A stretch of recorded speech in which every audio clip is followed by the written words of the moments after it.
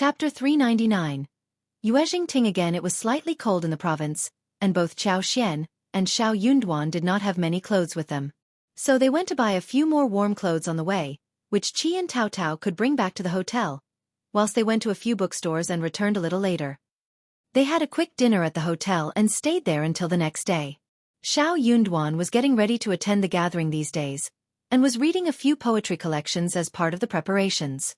He was definitely going to be asked to make some poems at the gathering, though that was not the theme of the gathering this year. Qiao Xian, Qi and Tao Tao chose to go out and have a tour around. Qiao Xian was still thinking about precious plants, but she had not told Yuezheng Xiao about this idea yet. She decided to try her own luck first. She also wanted to buy a few things for home as well. Xiao Yunduan could not keep her company, so he stressed to Xiao Xiaoqi that he should take good care of his sister-in-law and sister. After the gathering, I will go out with you to far-off places. When you are by yourself, you should only visit bustling localities, not those isolated areas, all right? We don't speak the same dialect as people here, and we are outsiders who might be bullied. Especially those outsiders who did not have any servants with them. Xiao Xiaoqi and Tao Tao turned serious and nodded in agreement. Qiao Xian's heart also skipped a beat. They were not living in the modern society with high legal security, and they should definitely be careful out there. The three of them rented the wagon recommended by the manager of the hotel, and instructed the coachman to take them to many popular places. They even paid extra for the security. They visited some street stands and bought a few things. The three of them happened to be around Yanqi restaurant around lunchtime, which was a very famous restaurant for its southern dishes, especially Suzhou cuisine. They had wanted to have a taste at this place last time, but they failed to eat there due to the tight schedule. They happened to be around here at lunchtime, probably because it was destiny that took them here. Qiao Xian and Tao Tao got off the wagon, and smiled at Qi. You can go and fetch your brother, while we will go in and place the order. Xiao Xiaoqi agreed and urged the coachman to hurry away. Yanqi restaurant was one of the biggest restaurants in the province, so Qiao Xian and Tao Tao should be safe here. Yanqi restaurant was very popular, and when Qiao Xian and Xiao Tao Tao went to the elegant room, there was only one room left. She booked without hesitation as she said to Tao Tao, "We are lucky enough to have found one at this hour." Xiao Tao Tao chuckled and nodded. Yeah. At this moment, a group of people walked in. It included 4 beautiful and young ladies accompanied by a few maids. They needed an elegant room. The manager was quite embarrassed as he said with a smile, "Sorry, the last elegant room has been booked by a lady a while ago. Maybe you can come back later and we will save one for you." The lady who asked for the elegant room turned to Qiao Xian with a smile. "Lady, you only have 2 people but we have so many. Can you spare the elegant room for us? I can compensate you with 1 liang." Qiao Xian. This lady looked very arrogant. She seemed quite friendly but as a matter of fact, she was rude to her face. Most importantly, this lady did not recognize her, but Qiao Xian did. Even Tao Tao exchanged a surprised look with Qiao Xian. She had recognized her too. It was Yuezheng Ting, Yuezheng Xiao's cousin. Qiao Xian did not care if she recognized herself. They were just irrelevant people in her eyes, and it was not so strange that she did not recognize her. Chapter 400. Rejection. Qiao Xian did not mention that they had met, nor did she say that she knew her cousin Yuezheng Xiao well. "I am sorry, miss, but we are a group of more than 2 people. Also, we arrived here first to book the room. We live outside the province and can barely visit here. So, we really want to eat at Yanqi restaurant. But miss, you seem to be a local. What about coming here next time?" Yuezheng Ting was not a mild-tempered person, but she was in public and had her friends with her. Thus she had to act as if she were very generous and elegant. She thought that she had been kind enough to offer compensation, but this lady turned her down bluntly. Yuezheng Ting could not embarrass herself in front of others, and said with a good smile, "Lady, we also want to eat the good dishes here today. How about I offer you 3 liang? You can eat a sumptuous meal at some other place with these 3 liang, no?" Yuezheng Ting felt so distressed. 3 liang was already a huge amount, enough for her to try different sun-dried fruits. Qiao Xian really looked down at her. If she wanted to drive her away with money, at least 10 to 20 liang should have been the starting price. Yanqi restaurant's elegant rooms were very expensive to book. In that light, 1 or 3 liang were so stingy as a compensation. If she was so miserly, then she did not have to put on the show. It was so embarrassing. Had Yuezheng Ting and Yuezheng Xiao been in a good relationship, Xianxia would have definitely helped. But Yuezheng Xiao and Yuezheng Ting were not in a harmonious relationship, and Xianxia would not just let this opportunity go. Sorry, Mississippi. Can you please try this offer with some other guests? Yuezheng Ting got so furious, which is why her maid Jiang went forward and said, Hey, don't be so greedy. Our miss already offers you a generous offer. What more do you want? Xianxia glanced at her and smiled with politeness. I just want to have a quiet lunch. You. A girl in a rosy and patterned coat chuckled as she squinted at Yuezheng Ting. Ting, you are really not generous enough. 1 or 3 liang is too little to offer. You are so rich that you can offer more. The Yuezheng family were rich enough to offer more, but she must be doing it on purpose because she did not want to treat them with a true heart. Yuezheng Ting glared at the maid and then at Xiao. She spoke in a very annoyed voice with her teeth clenched. I will give you 10 liang, and you can choose another dining place. Xiao said to the manager, Mr. Manager, I am going upstairs. When my husband and my brother-in-law arrive, please direct them to our elegant room. Having said that, Xiao left with Xiao Tao Tao. Yuezheng Ting's face flushed. She was both embarrassed and angry. Another lady wearing a lavender dress frowned, as she said lightly, I just thought of something. I am off. Let's set another day for lunch. Before Yuezheng Ting could say anything, the girl left and the other girls followed up soon after. Yuezheng Ting turned pale and felt humiliated. The girl in lavender dress was Xie Ruifang, the lineal daughter of the 3rd section of the family of the Xie family. Yuezheng Ting ran into Xie Ruifang and her cousin He Jiqing, and was trying to suck up to them. They were just talking about the dishes of Yanqi restaurant, so she vividly offered to take them to this restaurant for the exaggeratedly praised dishes. Chapter 401. Angry. The Xie family was a wealthy family with very strict rules for their children. They did not lack drinks or clothes, but they barely had any pocket money. There were special funds for buying clothes, jewelry, rouge and gouache, and the elders would give rewards during the New Year's Day or occasionally at other times. But if they wanted to go out and eat, they might not have too much money in hand. Especially when it comes to a place like Yanqi restaurant. Southern dishes were always exquisitely made and an ordinary banquet would cost 20 liang at least. Upper-class table would cost more than 100 liang. If liquor and other drinks were added, the price could be much higher. Xie Ruifang and He Jiqing had not been here before, so they were quite attracted to take up the offer. Yuezheng Ting became happy about that. Although it might cost her some money, if she could befriend the lineal daughter of the Xie family, it would be worth the while. Therefore, even if she ran into one Qing Yuan from the one family, the girl in the rose dress, whom she did not like much, Yuezheng Ting did not turn her down. All Xie Ruifang needed to remember was who paid for the meal. However, there were no available elegant rooms left at Yanqi restaurant, which was beyond her expectation. What irritated her was that the last elegant room was taken from her just one step ahead of time, and this woman who took the room did not want to accept compensation for giving up the room. How dare she? She had been filled with hope before she came here, but now everyone was disappointed. She could imagine what Xie Ruifang would think of her. She would have a terrible impression about her. One Qing Yuan, that bitch, also left with Xie Ruifang, and she was surely going to badmouth her behind her back. He Jiqing chuckled and said to Yuezheng Ting in a gentle voice, I seem to have seen 2 women eating with your 3rd cousin the other day. There were 2 other men with them that day. Probably her husband and brother-in-law? It seems that they should be in a good relationship with your family. How could they fail to recognize you as the 2nd miss of the Yuezheng family? He Jiqing smiled and said gently, or maybe I saw it wrong. If you check with her about it, don't tell her that it came from me. She smiled and then turned around, leaving. Yuezheng Ting's face changed, while she stood there with eyes wide open. She suddenly thought of something as she said to Jiang with clenched teeth. You remember the 3rd cousin and young Master Xie eating at the restaurant? There was a family with 4 people, right? Is it them? Jiang was startled and then showed an enlightened look. You are right, miss, it was them. I remember it now. Good. Yuezheng Ting got even more furious, and sneered. They must have recognized me and were playing with me. I am going to teach them a lesson. Yuezheng Ting rushed upstairs in fury.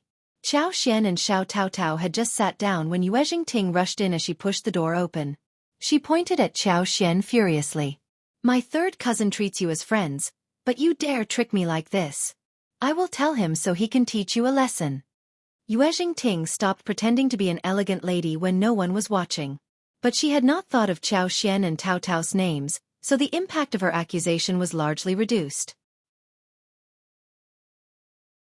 Chapter 402. Payment. Xiao Xian raised her eyebrows. Sorry, Lady Yuezheng, but I booked the elegant room first, and I don't want to give it away to you. What is the problem? She gave Qiao restaurant a thumb up for not sucking up to the rich. No wonder the restaurant was so popular. Yuezheng Ting sneered. Good, good, then tell me your name, so I will tell my third cousin about it. From today onwards, you will never have the chance to speak with him or get anything beneficial from our family. The Yuezheng family were very famous in the province, and Yuezheng Ting assumed that Xiao Xian was trying to suck up to the Yuezheng family. A small portion of money from them would feed this poor family well for the rest of their lives. Startled, Tao Tao was so confused, not knowing how to react. What was wrong with this lady from the Yuezheng family?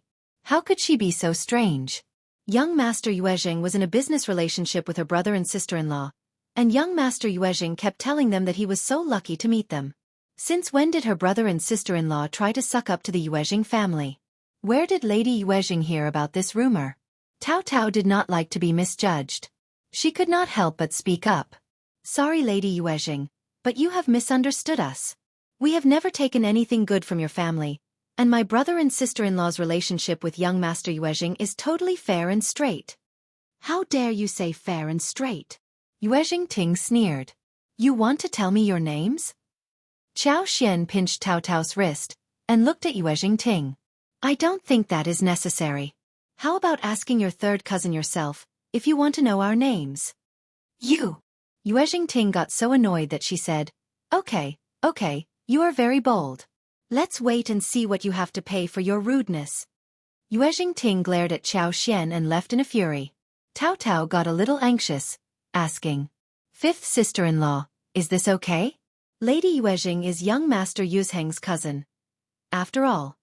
Xiao Xian was amused. Don't worry, think about our own cousins. If they irritate our friends and get driven away by our friends, will you be mad at our friends? Of course not. Xiao Taotao burst out and felt a little embarrassed. Xiao Xian smiled. Not so worried anymore? Xiao Taotao nodded and said involuntarily, Why are cousins always so annoying? Xiao Xian laughed. That's a good question. Soon the waiters came in and the two of them started to order. Xiao Xian ordered classic southern dishes such as squirrel mandarin fish, stewed meatballs, braised eels, crystal meat, braised pork and baihua wine, pingqiao tofu, and boiled dried shredded rice.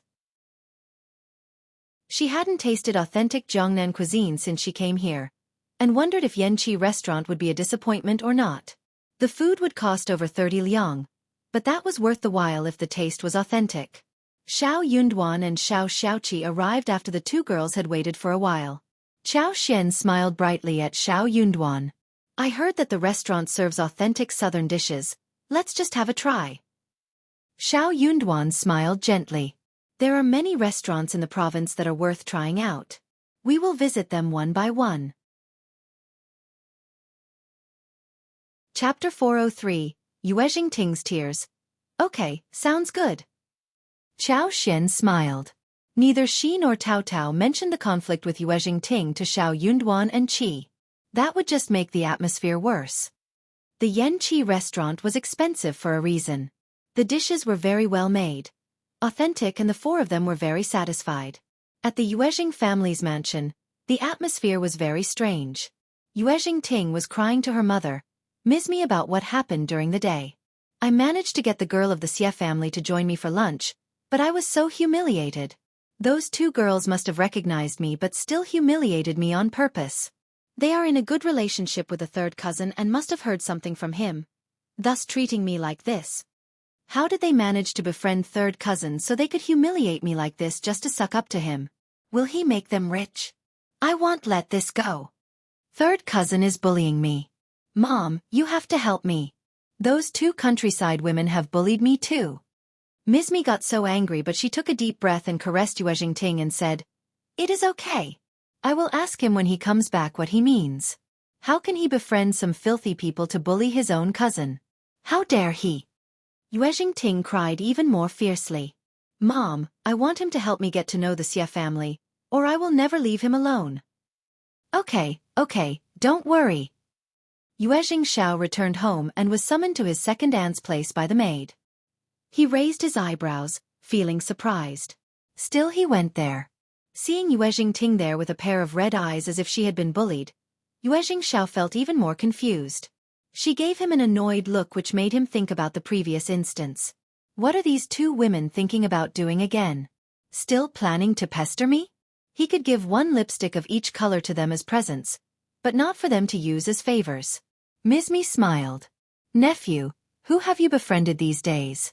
You are the young master of the Yuezheng family, and we are a famous family who should not befriend those filthy and unimportant people. You need to stay away from those lowly, unruly folks so they wouldn't bully our family. Otherwise, it would turn us into a laughing stock." Yuezheng Xiao. "I don't understand what second aunt is talking about. You can put it straightforwardly if you want to." Yuezheng Ting could not help but retort. "Third cousin, I met the two women of that family whom you and young Master Xie ate a meal with. The two women bullied me today. They knew that I was your cousin, but they still humiliated me in public." Yuezheng Xiao's face turned serious. Was Yuezheng Ting talking about Mrs. Xiao and Tao Tao? They were definitely not like that. What happened? Ms.Mi asked him instead. "Who are those two women? Where are they from? How did you get to know them? Maybe we have conducted business with them?" Yuezheng Xiao knew that Ms.Mi was trying to cause trouble. He kept his connection a secret and said, "They don't have any business with us. Just with him. We are just ordinary friends. Cousin, how about telling me what is really going on?" Ms.Mi snorted and pursed her lips. Chapter 404. For real. Yuezheng Ting said, "I, along with fourth miss and her cousin from the Xie family, went to Yanqi restaurant for lunch. There was only one elegant room left. I asked the two ladies politely, but they not only countered me but also stole the elegant room from us. I was humiliated in front of the two cousins at the Xie family. How could they do something like that? They are sucking up to you and taking things from us but humiliating me in front of everyone." Ms.Mi added. "They humiliated the Xie family as well and offended them for no reason. Nephew, I suggest you stop hanging out with them lest you get stuck with them and offend other people. Countryside people are so rude." Yuezheng Xiao said, "Yanqi restaurant? As far as I know, Yanqi restaurant is a restaurant that sticks to rules. They offer rooms to those who arrive first, with no exception. They must have booked the elegant room in front of you, right?" Yuezheng Ting. "This is a simple matter. I can ask Yanqi restaurant about it. I know that the manager and the waiters should know about what happened." Yuezheng Ting could not lie anymore and said angrily, "They were just a step earlier than us and were talking with the manager. They had not even booked the room. Half a step earlier is still earlier than you, otherwise the manager of the Yanqi restaurant would not have given the room to them. They did not bully you. Yuezheng Xiao, are you a part of our family?" Ms.Mi got furious. "1 or 2 steps earlier is nothing. They embarrassed us. They are your friends, and are making money through us, but they dared to humiliate the missus from the Yuezheng familio. Honestly, what made them so bold? We just need to talk." Yuezheng Xiao sounded cold. "Also, you are wrong, second aunt. They are not making money through us, and we never force people to do anything." Ms.Mi got furious. "So it was Ting's fault? Looks like it. You. Good. You must be feeling very proud to have bullied us from the second section of the family for not having a very successful businessman, right?" Yuezheng Xiao was surprised. "Second aunt, I don't agree with what you said. We are simply discussing this matter. You are a bully if you try to push other people. Also, I think that second, fourth and fifth cousin are all excellent men. Why are they considered unsuccessful? Fifth cousin reads well and my father used to speak highly of them. So did my second uncle. Just get out of here." Ms.Mi's face changed, as she shouted at him hysterically. Yuezheng Xiao got up and greeted her politely. "Goodbye, second aunt." He had just walked out of the room, When Yuezheng Xiao heard Ms.Mi's furious shouting and scolding as well as the sound of china smashing, he snorted and left leisurely. This second aunt of his really loved to make a scene. She was greedy, stupid, narrow-minded, and suspicious. She was domineering towards her subordinates, flattering her superiors. Now she had nothing else to do except curry favor with Madame Yuezheng. She could not give birth to a son, but refused to treat the second, fourth, and fifth cousin well. She kept changing the way of tormenting them. His own mother had the vision of protecting the three cousins so that even now they also had a very good relationship with the two cousins. The second cousin accompanied them in business dealings and they helped each other often. Chapter 405. Working harder that made his second uncle feel very satisfied as well, so when his second aunt tried to turn them against each other, she inevitably failed. That was why he quit the family business. When he quit the family business, second uncle felt even more satisfied and the family would get more stable and his mother felt more assured taking care of his father in town. His fifth cousin was very smart. He had been reading a lot since he was young, so the family decided to train him to work for the government. But for some reason, the second aunt was worried that when the fifth cousin became an officer, his mother, Concubine Min's position would be raised. So, she got Concubine Min killed first. Though there was no direct evidence, people were well aware of the fact. Fifth cousin was not too young at the time and he remembered it. For that, he would probably get second aunt killed when he reached a high position in the government. How dare she scold him like this right now? She was so stupid. Yuezheng Xiao thought for a while and decided to visit Xiao Yunduan and Qiao Xian at the hotel in the afternoon. Yuezheng Ting had offended his friends and he needed to express his stance. Qiao Xian had not intended to tell Xiao Yunduan about this, but now the secret was revealed. She heard him speak a few words and said to Yuezheng Xiao, "Lady Yuezheng was quite rude at the very beginning, so I did not give away the elegant room to her, is that okay?" Yuezheng Xiao laughed. "Sure. The first one there gets it first. Just ignore her." Qiao Xian smiled. "Thanks." Speaking of this, Yuezheng Xiao decided to have a friendly get-together after the scholars' gathering. He also stressed before leaving that he would offer any help if needed. When he was gone, Xiao Yunduan looked at Qiao Xian. "You are fine, right? Why didn't you tell me about it?" He was a bit unhappy to hear that his wife had been bullied and that he knew nothing about it. Xiao Xiaoqi and Tao Tao exchanged a look and left the room quietly. Their instinct told them that they should leave the room at the moment. Feeling her heart warm up, Qiao Xian blushed a little when being stared at by his scorching look. She just felt a bit sad to see his hands withdrawing, when they were almost about to reach hers. "I am fine. I just thought that I didn't need to bother you about it." She did not want to get humiliated in front of the public, so she would not have done anything extreme. The Yuezheng family are a rich family and they have a large network with many contacts around. Lady Yuezheng must be spoiled enough not to be used to this situation. What if she does something terrible in secret to you? Just tell me if something strange happens in the future, okay? Xiao Yunduan knew that it was because he was not strong enough so many things like this happened. Otherwise, he would have gone back to Yuezheng Ting to demand an explanation. He was a man who could read, and passing the imperial examination was the only way to make him stronger. He needed to work harder. Qiao Xian felt her heart turn soft. She looked up and smiled at him with a pair of sparkling eyes. Okay, I got it. I will not keep anything from you ever again, okay?" Xiao Yunduan nodded and his heart started to beat nervously. "As long as I am here, no one will ever bully you." "Okay, I know." Xiao Yunduan smiled. "Good, do remember that in mind." The couple looked at each other, feeling their hearts turning warm.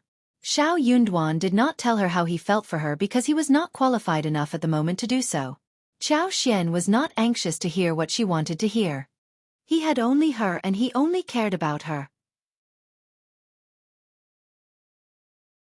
Chapter 406.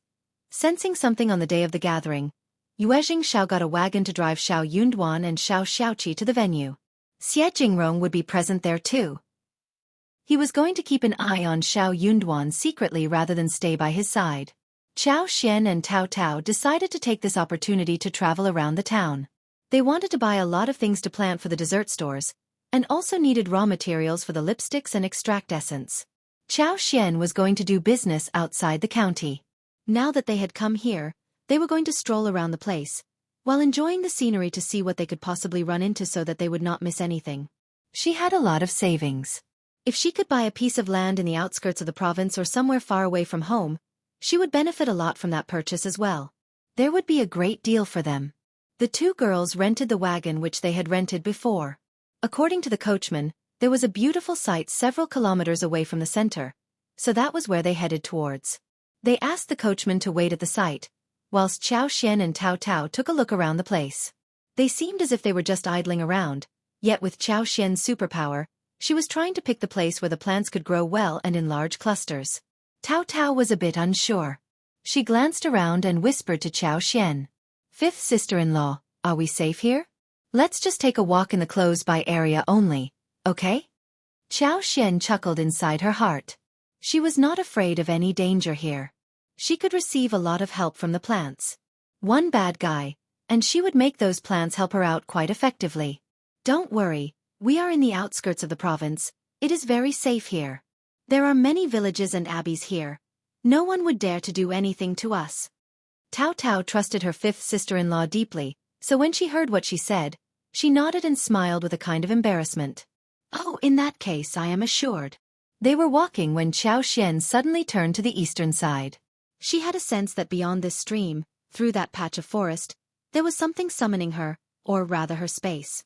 The space had not been this eager before. It was craving for something badly. Something extremely good must be present on the other side. Motivated, Xian took Tao to walk eastwards. They walked through the woods and saw an abbey. The tall black brick wall separated the inside from the outer area. Only some tall trees protruded from the wall with thick branches. Looking up, they could faintly see the black root ridge and raised cornices. Xian was a bit confused. The good things were inside the abbey that belonged to someone else. She had no idea who owned the abbey, and she wondered what kind of people were inside the abbey. They could not just go inside abruptly. They needed to be prepared before going in. She knew how to behave properly. "Let's leave." Xian was not regretful. She bore this place in mind and would try to find out the owner of the abbey after they went back to the center. Hearing Xian sighing, Tao assumed that it was because they could not continue since the abbey belonged to someone else. She consoled her. "Let's turn to another path." They had just walked a few meters when they ran into a middle-aged maid and a young maid, who were walking towards them accompanying a plainly dressed middle-aged madam. The madam looked tall with a long and thin face. She looked ill and seemed to have a preoccupied mind. She was walking with her head lowered with the help of the middle-aged maid. Chapter 407. Encounter with First Madam. The woman maid held a basket with a lid, and the three of them were not talking. Seeing that, Xian and Tao made way for them to pass through. 2 meters away from them, the woman swayed and then collapsed with her eyes closed. The middle-aged maid and young maid cried out together as they helped the madam up. "First Madam, please, First Madam. First Madam, wake up, please, wake up." Xian and Tao went up to help them without any hesitation. But they did not know how to cure sick people. "Auntie, should you take the lady into the city for a medical checkup? We have a wagon and we can take you there." The maid looked up and saw Tao and Xian. She forced a smile and said, "It is fine, but could you help us to carry her back to our abbey?" The maid clearly knew that First Madam was distressed mentally, and that's why she became sick. She was in a bad mood, thus passing out. It was not that she had any disease. She was disturbed in her heart, and needed to get that problem cured from the root, otherwise she would not be able to recover. Xian and Tao nodded. Together with the middle-aged maid, they helped the madam back to the abbey, which happened to be the place Tao and Xian had intended to go to a while ago. As they went into the abbey, the servants came with a chair and carried their First Madam back to the room. The middle-aged maid asked the housekeeper to take Xian and Tao to the hall. She apologized to them before heading back to First Madam to see how she was doing. The medical pills were slowly dissolving inside warm water. Auntie Hua ordered the other maids to get First Madam to lean against the chair, as she fed the medicine into her mouth. Gradually, First Madam opened her eyes. The abbey wasn't very big, yet it was quiet and neat. Looking out from the window of the flower hall, they could see the corridor pavilion, rockery and lake stones among the flowers and trees. The trees were lush and green, and everything was very neat. The maid served them tea and pastry, and stood quietly by the doorstep. Tao was feeling uneasy. She had not expected that they would run into such a beautiful abbey. She looked at her sister-in-law who looked very serene, so she tried to calm herself down too. But what she did not know was that Xianxia was not feeling calm at all. Her space was getting agitated and she knew where the good thing should be, yet she just could not touch it directly. Such a feeling sucked. Xianxia and Tao would have left by now but for her curiosity towards that unknown thing. She did not need to stay to seek favor, or attempt to establish a friendship with this family, since all they did was to help carry the woman home. But that unknown piece of treasure was tormenting her mind so much that she really wanted to see what it was. Auntie Hua came before Xianxia and Tao waited for too long. "Thank you for your help today. Our first madam would like to meet you to express her gratitude, but she is too sick to come over. She has asked me to thank you." Auntie Hua bowed to Xianxia and Tao, as she offered a palm-sized brocade box in orange color. She said with a smile, "It is already lunchtime, why not stay for lunch here at the abbey?" Chapter 408. Treasure. Xianxia turned down the brocade box. "It is just a small favor. We cannot accept such a big present. If it is okay with you, we would like to have lunch here." Startled, Auntie Hua smiled. "That is totally okay, please stay for lunch. This present. Just put it away, we can't accept it." Xianxia just could not accept such a large present just because she did a small favor for them. Seeing her resolute attitude, Auntie Hua did not insist, but exchanged names between each other so they could be served lunch soon. Xianxia could not give up the chance of taking a walk around and begged the maid, "Auntie Hua, can we take a walk around this garden? It looks so beautiful." It might be a little rude for them to make a proposal like this just because they had done them a small favor. Slightly surprised, Auntie Hua did not expect that a properly behaved woman like Xianxia would propose something like this. Despite her slight displeasure, Auntie Hua nodded with a smile. "Sure, just walk around as you wish, but don't go too far." "Thank you." Xianxia smiled and thanked her. Tao thought that her sister-in-law was really interested in the landscape in the garden, so she was also very glad to have a chance to take a look around this beautiful garden. The two girls walked into the garden. Xianxia had a predetermined goal in her mind. She simply followed the direction the space was summoning her to. Soon, they came to the deep side of the garden. Then she was shocked. She was totally taken aback, facing the patch of woods in front of her. Tao could not help but breathe. "It smells so good. What are these trees? They are giving off such a nice scent." Xianxia, of course, there was a great smell. The forest was not large but there was so much sandalwood, which was emitting the fragrance. The trees were very well trimmed, despite the size. Some large trees would be as old as 40 years. Xianxia did not recognize the trees, but she could sense that there was a smell of sandalwood. But she could also sense that the forest was filled with precious trees. That was because her space had turned desperate for them. If she was more knowledgeable, she would be even more shocked, because the trees included sandalwood, yellow rosewood, lobular Venus red sandalwood, golden phoebe, camphor tree, purple camphor tree, cold scented tree and more. The owner of the abbey apparently loved those precious woods, so they had this patch filled with trees many years ago. These were huge trees. Xianxia could not help but walk into the trees, when she saw a very tall sky-piercing tree. But she could not just take them. She wanted to get a few twigs but she failed to reach them. She needed to walk up to the tree to get them. Xianxia struggled for a while, but didn't ask Tao to climb the tree together. It would be embarrassing if people in the abbey saw it, especially after they were received so warmly. If she did this, it would be too disrespectful and unsuitable. Xianxia thought and decided to ask Auntie Hua to get 2 twigs for them. Small ones would do too. As long as these twigs went into space, with the blessing of magical power, the space would be full of vitality. The small branches could take root and grow vigorously. Chapter 409. Repair. The trees from all over the country were all gathered here, which was not a very easy thing to achieve. The owner must have spent a lot of money and energy on this project. They were all precious things, and the owner might not be willing to share anything with her. but she could give it a try. Sister-in-law, look, someone is there. Tao Tao tugged at Qiao Xian's sleeves, as she pointed at a place not far away. The forest was not shadowed by any bushes or weeds, but the trees were flourishing and they were not able to see everything at one glance, unless she used her superpower. Following Tao Tao's direction, Qiao Xian looked through the trees and saw a gray-haired man sitting on a wheelchair, with his back facing her. Qiao Xian felt a bit lucky for not having climbed up the tree, otherwise she would have been seen and caused embarrassment. She did not dodge that man, and said to Tao Tao, "Maybe he is the owner. Let's go and speak with him."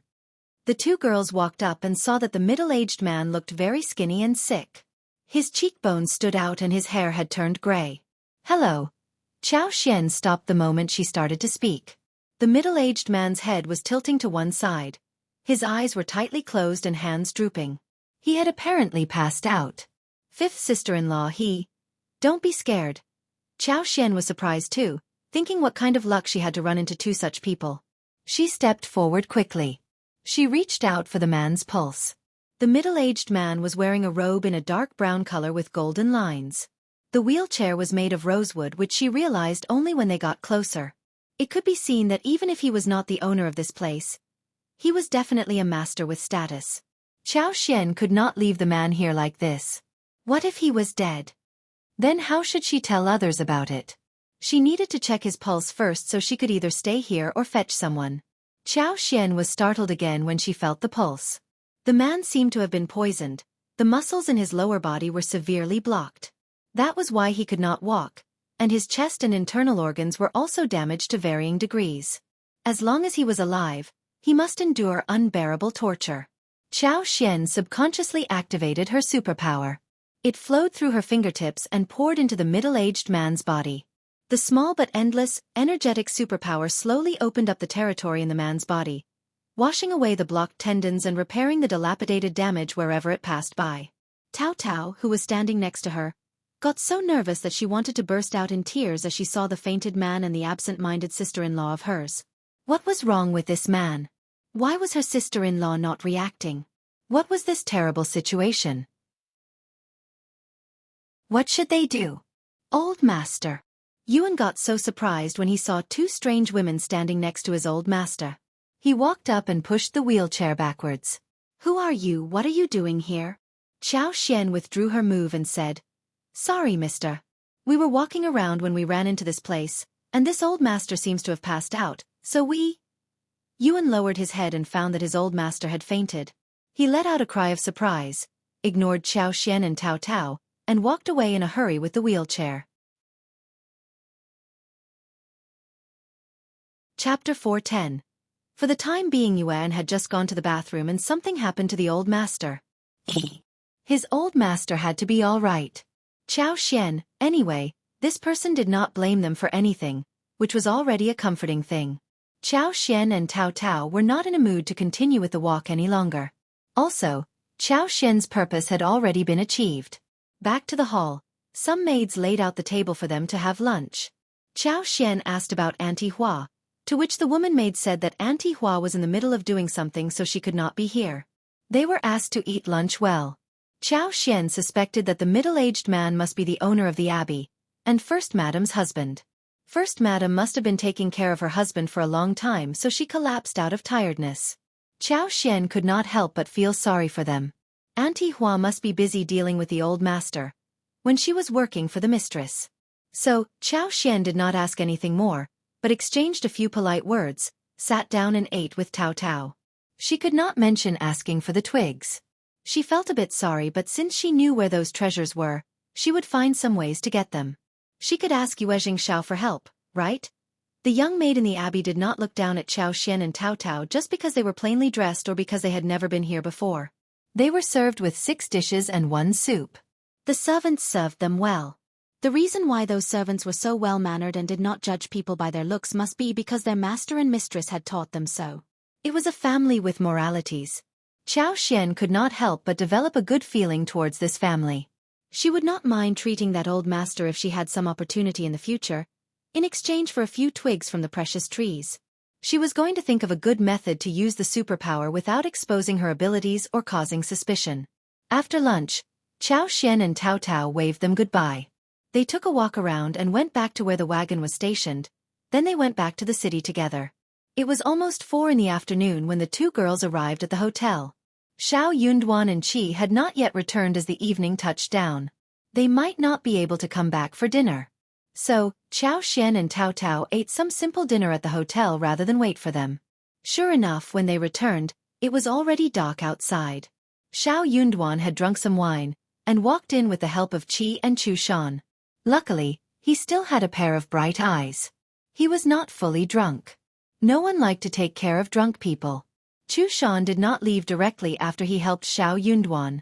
Instead, he left after helping Xiao Yunduan wash up. Qiao Xian thanked Chu Shan and gave him a red packet containing 1 liang, and asked Qi to walk him out. Then, she asked Qi about the gathering. Speaking of it, Xiao Xiaoqi could not help but tell Qiao Xian and Tao Tao the story vividly. It was a very bustling event. They made poetry and discussed articles. Everything looked lively. He could not understand it all, but he could still tell that there was competition in the happy place. Qiao Xian and Tao Tao showed concern about Xiao Yunduan, to which Xiao Xiaoqi said proudly, "Fifth brother is excellent." Everything spoke highly of his articles. Some people looked down at him initially, but when he made the articles, they were all convinced, especially when young Master Xie praised him as well. After that, everyone started to look at fifth brother in a different way. Chapter 411. Flashback. Tao Tao was very happy and laughed with pride. Qiao Xian felt proud on behalf of her husband too. That was what a celebrity could bring about. Her husband owed young Master Xie a huge favor. But young Master Xie never told lies. If he spoke highly of her husband, then her husband must be worth the praise. So, should she be hopeful for the autumn examination? The thought pleased Qiao Xian completely. It was the best news ever. The following day, the 4 of them ate breakfast together. The gathering continued on this day. Xiao Yunduan did not get too drunk the night before, so he was already quite sober by this time. He even inquired about Qiao Xian and Tao Tao about where they went the day before. Qiao Xian did not mention the abbey, but only told him briefly about taking a tour outside the town.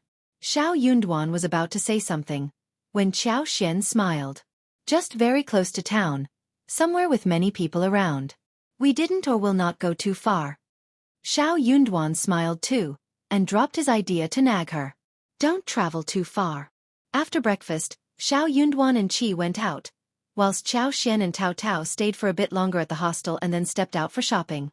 There were a few sites with beautiful landscapes that were worth visiting. At the abbey, Old Master, who was in a coma, woke up finally. The Old Master had been seriously injured in an accident before. His legs were crippled, and other body functions were also damaged to some extent. Most of the time he lay down in a daze every day.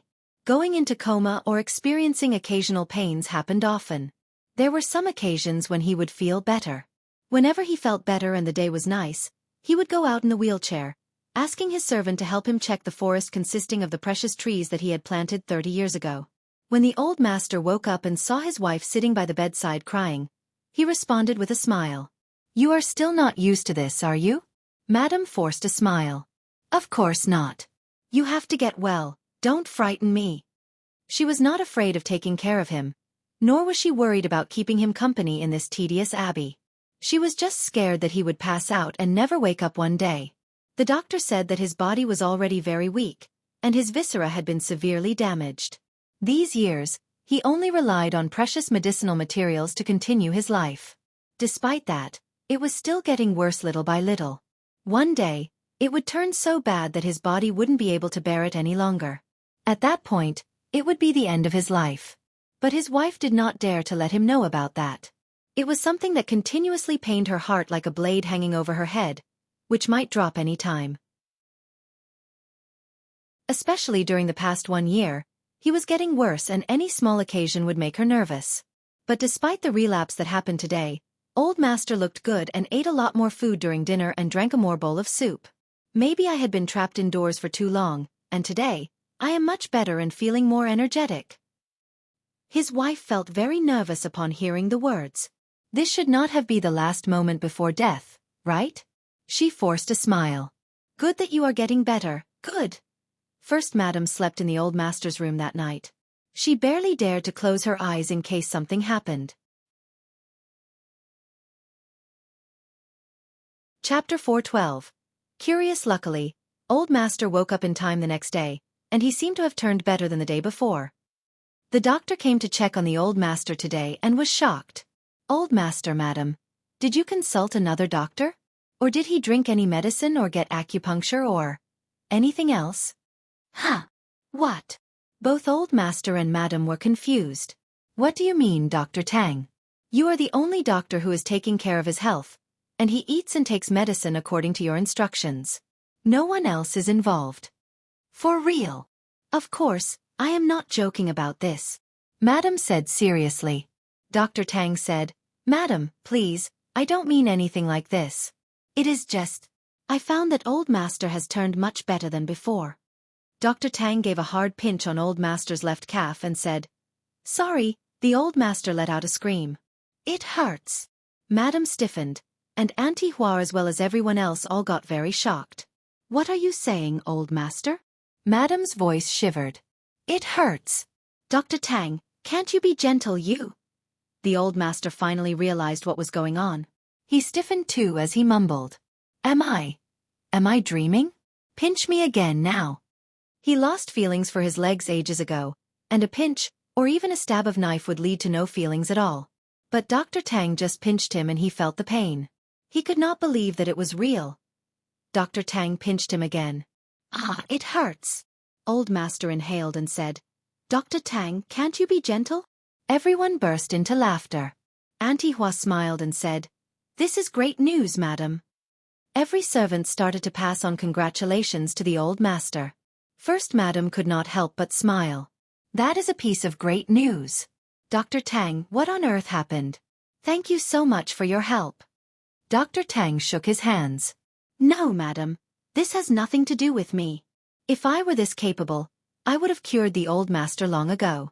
Not only have Old Master's legs gotten better, but the previously blocked tendons also show signs of unblocking. Even the wounds in his viscera also get better. This is definitely not my contribution. I am also wondering who is so capable to have done so. Dr. Tang looked very expectant. Old Master and Madam exchanged a look between themselves. Oh well. Old Master, Madam, just think about it thoroughly. Did you run into anyone today? Or ate? Or drank anything different? Anything? Old Master and Madam thought deeply. There was nothing out of the ordinary. My Old Master is receiving treatment in the abbey and no guests come over except for his son and daughter-in-law who visit him sometimes. Auntie Hua smiled. Yeah, it is very quiet here, and the Old Master is receiving treatment here because he doesn't want to be disturbed. No one was here today except Madame Qiao and her sister-in-law, who helped us to get Madam home. Dr. Tang's eyes sparkled as he said, They did not meet the Old Master. It was an offhand question, but Dr. Tang was very curious to know the truth. He did not want to leave out any possibility.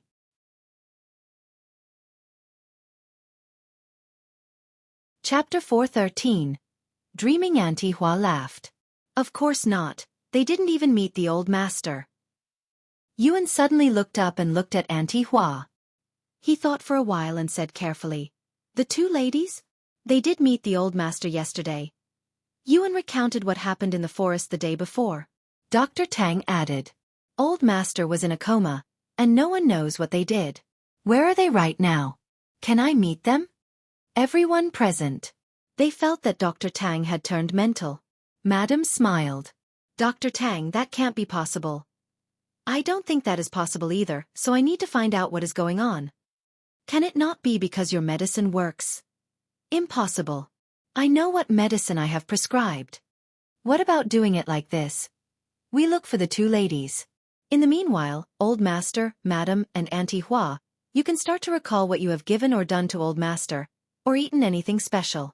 If we find the cause, the Old Master's health could turn better. Everyone got very motivated. Dr. Tang, you are saying that Old Master is becoming better. Can you check him more carefully and see what is it that made him better? Dr. Tang laughed bitterly. If I was able to do so, I would definitely have found the cause. But I can't. Old Master's health has improved, but I don't know how.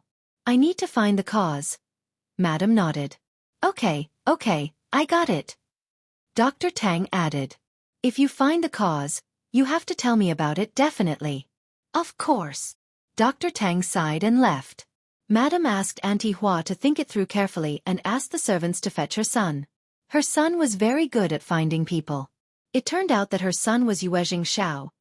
Yuezheng Xiao was doing accounting in the study, and when he heard that his mother was looking for him, he got frightened and miscalculated things. He turned anxious suddenly, wondering if something bad had happened to his father. So, he hurried off to look for them. His mother had never urged him so quickly. He arrived at the abbey and heard what happened to his father. He became so happy. No wonder his mother was in a hurry. His mother just could not wait to tell him the good news. First Madam narrated what Dr. Tang had told them, and said bitterly, "We are clueless about this. We are wondering what happened to your father. Can you help us find a couple of ladies?" Yuezheng Xiao listened to her carefully. But as the story went, he felt that something was getting really weird. Madam Qiao, Mississippi Xiao? Sister-in-laws? But weren't they? How did they end up coming to his abbey and cure his father? Also, since when did Madam Qiao know how to cure people? Yuezheng Xiao felt as if he were dreaming. Are you listening? First Madam patted him as she saw her son's mind drifting away.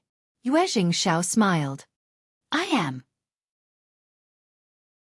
You need to find those two ladies, right?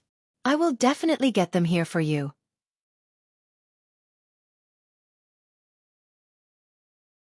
Chapter 414. Invitation. He could not help but describe what Xiao Xian and Xiao Tao Tao looked like. Auntie Hua's eyes widened. Yeah, that is it. Do you know them, third young master? First Madam was very surprised too. Yuezheng Xiao smiled. If it was them who were here, then you don't have to worry. We are actually good friends. Madam Qiao's husband, Xie Jingrong, and I get along very well with each other. Madam Qiao is a very smart woman. She can do business well. Hearing that the lipsticks, which were so popular and always out of stock, originated from Madam Qiao, First Madam was taken aback. Is she really that good? What a pity that I did not meet them yesterday. Auntie Hua was very surprised, and chuckled. You can't judge people by their looks. Madam Qiao and her sister-in-law looked very ordinary, but they have such hidden abilities. Auntie Hua could not help but feel lucky that she had not looked down upon them the day before, otherwise it would have been so embarrassing. You have not seen them, and I am not sure if they are the ones whom you are looking for. I will go and meet them now. First Madam nodded, and urged him. Go right away, don't delay it. Yuezheng Xiao left the abbey, went onto the wagon and told the coachman to head towards the hotel where Qiao Xian and Xiao Yunduan were staying. I have not yet confirmed it, but I do feel that they were the saviors. Sister-in-law is a great woman, and I am good as well. What luck I have. Yuezheng Xiao came to the hotel, but Qiao Xian and Tao Tao were not there. The two ladies had gone shopping. They planned to try different cuisines, so they took a slow walk around and bought some interesting things. Yuezheng Xiao could do nothing but wait at the hotel. It was not long after lunch that the two ladies returned. Sister-in-law Tao Tao. Yuezheng Xiao's eyes were sparkling. He was a very calm man, but this was about his father and he could not hold back the excitement. Yuezheng Xiao's sparkling eyes startled Qiao Xian and Tao Tao. Young Master Yuezheng. What happened? Sister-in-law, please tell me, did you go to an outskirt abbey called Southern Garden yesterday? Qiao Xian was startled. She felt that something weird was going to occur. There was one faint idea that almost popped in her mind. Yes, we were there yesterday. How did you get to know? What a coincidence. Yuezheng Xiao laughed as he struck the table. That is where my parents live. You helped my mother and then my father yesterday. I don't know how to thank you. Qiao Xian, Yuezheng Xiao said resolutely. You cured my father, didn't you? Please, sister-in-law, help my father and we will be grateful to you for the rest of our lives. Please stop. Qiao Xian smiled helplessly. So the man we ran into yesterday was old Master Yuezheng? Actually, I am not a doctor, but I have some knowledge with massage and acupuncture. I was worried about old Master yesterday, so... He is better now, right? Yuezheng Xiao laughed bitterly. My father has been ill for many years. He was seriously injured in an accident when he was walking with a caravan. His legs became numb and his internal organs were severely damaged. All these years, he has just been dragging his body until yesterday. But you helped him and his spirit has improved a lot already. Dr. Tang diagnosed him today and found that he has become better, and his legs are also feeling some sensation. Chapter 4:15. Tryout, sister-in-law, you can definitely save my father. Please, help us. Xianxia was very surprised. Did it work out well? Yes, it worked very well. Yuezheng nodded constantly. Please, sister-in-law, can you come with me to Southern Garden, please? Xianxia fell into contemplation. Yuezheng coaxed her. Southern Garden is close by. I promise to drive you back to the hotel before the gate closes. Yuezheng would not have urged her so much if it had not been for his father's health. He seemed to be a little bit disrespectful when he was pushing her in this way. But Xianxia could understand his mood. If he were to remain calm when it came to his father, then such a man would be deemed as cold-blooded. Okay, we will come with you. But I am not sure if I can be of any help. Yuezheng did not care and said with a smile, Of course, sister-in-law, you can check him first. We won't force you to do anything. Xianxia smiled. That was true. They went to Southern Garden and met the First Madam. First Madam sized up Xianxia and could not help but develop a good feeling towards this woman. She looked graceful, open and made people feel comfortable. It was you who helped us yesterday, and I should have met you personally yesterday. I am sorry. Xianxia smiled. That is fine, First Madam. You are busy and you didn't have time for polite pleasantries. You treated us well though. Also, First Madam, you needed to rest well too. Thank you for your understanding. First Madam smiled briefly, and lowered her head. Her nerves remained tensed up all the time, but there was nothing she could do about it. Yuezheng cleared his throat and said with a smile, Sister-in-law, please don't be so restrained. You can address my mother as aunt, and if you don't mind, my mother can call you niece. First Madam and Xianxia laughed. She did not refuse and greeted First Madam by addressing her as aunt. First Madam asked them for their names and called them by their names. She even gave Tao Tao and Xianxia a pair of ruby-embodied golden hairpins as greeting presents. They exchanged a few words and then talked about what happened the day before. First Madam realized that Dr. Tang had guessed it right. Xianxia had helped her husband. She could not help but exclaim with excitement. Xian, could you please help him again? He has been lying in bed for so many years, and I am afraid. First Madam started to sob. Yuezheng turned to her and consoled her. Don't be sad, Mom. He is getting better, right? His health will surely improve. He and his elder brother had never stopped hiring the best doctors around. Xianxia consoled First Madam and replied soothingly. I will give it a try. Let's see if that works.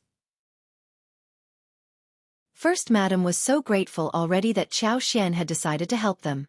Xianxia had no idea how to do acupuncture or massage. She could not even recognize any spots. She came to help without bringing any needles along as well, claiming that they had come in a hurry. But they had needles ready at the abbey, which could be used. As she put the needles on the calf, these caused no feelings except for pain. After putting on the show for a while, Xianxia said, maybe if uncle is in a coma, he would be totally relaxed, and the treatment would work better. Chapter 4:16. Superpower for Disease. First Madam and Yuezheng exchanged a look with each other. But there were all kinds of methods for curing diseases, and it was not a strange thing that people could receive acupuncture when in a coma. Also, it seemed that Xianxia did help him when he was in a coma the day before. Yuan had taken care of the old master for years, and he knew a little bit about medical treatment. After receiving approval from old master, First Madam and young master, he gave a needle at a spot of old master's neck. Old master passed out with his eyes closed. Xianxia, that was very professional. When the man passed out, Xianxia got down to doing her bit. She asked the others to leave them alone in case she was disturbed.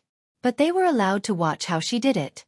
Being far away, Xianxia pretended to needle old master's wrist, but by using her figure and hand movements, she covered it up. In fact, she put 2 fingers lightly on his wrist, and calmly poured in her superpower into old master's body little by little. She commanded that the superpower should wash away old master's clogged tendons bit by bit, so that the severely injured internal organs were slowly repaired and got rejuvenated bit by bit. It required very accurate control of the flow and speed of the superpower, and old master's body was almost drained out.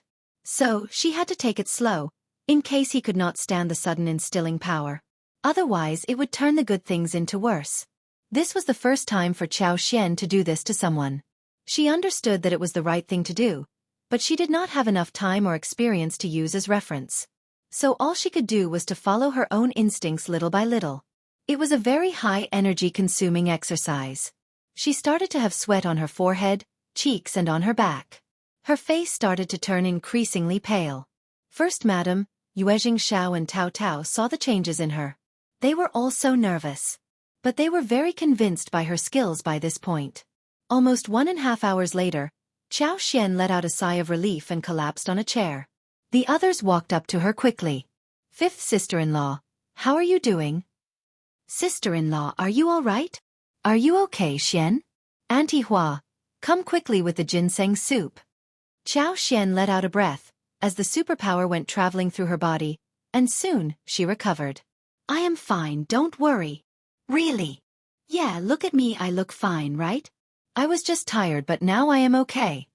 Seeing that Qiao Xian looked well again and sounded just a little tired, they all let out a sigh of relief. Sister-in-law, what about my father? They all turned to look at Qiao Xian in anxiety. First Madam was already holding old master's hands, checking him. He should be fine. Qiao Xian smiled. He is not in a very bad situation, or we can say that my method should work on him. As long as he goes through proper post-treatment therapy, he should recover to normalcy in a few months. Qiao Xian needed to settle this at one go because the more she did this, the higher were the chances of her secret of being exposed. Really? Is that so? The mother and son stared at her in disbelief. Auntie Hua as well as Yuan were both surprised and happy.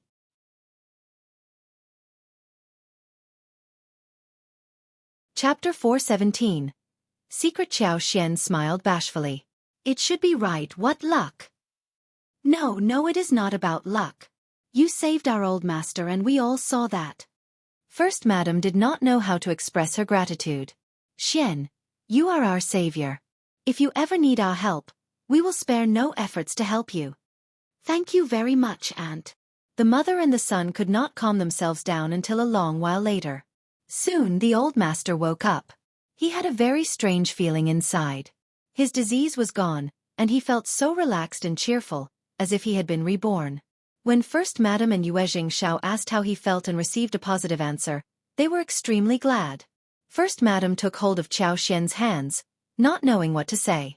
Qiao Xian had saved their whole family. She just could not imagine how the family would be like if her husband passed away. Xian, you should never hesitate to ask me for anything in the future. Motivated, First Madam asked earnestly. I am older than you, so, can you become my goddaughter? In this way, we can be one family. The old master also believed that it was a great idea. He smiled in agreement. Both Qiao Xian and Yuezheng Xiao were startled. How? Mom, let's talk about this in the future. Yuezheng Xiao could see Qiao Xian's concern, which was also his worry too. LT is getting late, and she needs to head back to the hotel. Otherwise Brother Xiao would be anxious not to see her there. Dad, Mom, I will accompany them back to the town now. Oh well. First Madam and her husband were both confused. Qiao Xian let out a sigh of relief, smiled at him and left. First Madam noticed that it was getting very late too, and she also needed Dr. Tang to check her husband. So she saw them off enthusiastically and stressed that Yuezheng Xiao should accompany them back to the hotel. Qiao Xian accepted the offer and said, Uncle, Aunt, actually, I didn't do much. I still believe that it is luck that cured Uncle. I am not a doctor, so please help me keep this skill of mine a secret, and not tell anyone else that I cured him. Qiao Xian was very pleased about the turn of events on this day. She had not expected that her superpower could cure diseases. Actually, it was not about curing a disease, it was about bringing things back to life and repairing the broken stuff. It was such a bizarre thing and needed to be kept a secret. In future, it would be used to save herself and family members, not to make money. Hearing that, Yuezheng Xiao said seriously, Dad, Mom, if this is what my sister-in-law wants, We need to respect her. First Madam and her husband were both smart people, and hearing Qiao Xian's request, they understood what she was worried about. They nodded and said, Xian, don't worry, we will arrange everything well, and not spread out even a word about it. Feeling assured, Qiao Xian waved them goodbye and left. In the wagon, Yuezheng released his fist and smiled at Qiao Xian with hesitation. Sister-in-law, I did not want Mom to. I got it. Qiao Xian smiled. That was what I thought as well. Really, what a wonderful coincidence. Chapter 4:18. Concern Yuezheng laughed. Great that you understand it. Even if my parents haven't taken you as their goddaughter, our relationship would not be affected. We are a family and you and Brother Xiao can ask us for anything in the future. Qiao Xian smiled. Sure. Yuezheng accompanied them to the hotel, but Xiao Yunduan and Qi had not yet returned. Yuezheng asked the coachman to speed up as he rushed out of the gate and headed back to Southern Garden. He was worried about his father and had decided to stay overnight at the abbey. First Madam and her husband decided to find Dr. Tang to check Old Master up after a few days since Qiao Xian did not want to reveal her identity. They needed to think about how to make up the story for his cured condition. The Old Master was well aware that he was getting better and did not need a doctor this soon. After all, Old Master's recovery was not going to remain a secret for long. The moment Yuezheng came, First Madam blamed him. Why did you stop me from taking Xian as my goddaughter? Yuezheng smiled bitterly. Mom, please hear me out. It is not the right thing to do. Sister-in-law would not have liked it either. What? You know whose daughter is sister-in-law? Yuezheng explained quickly. Her father is county magistrate of the county.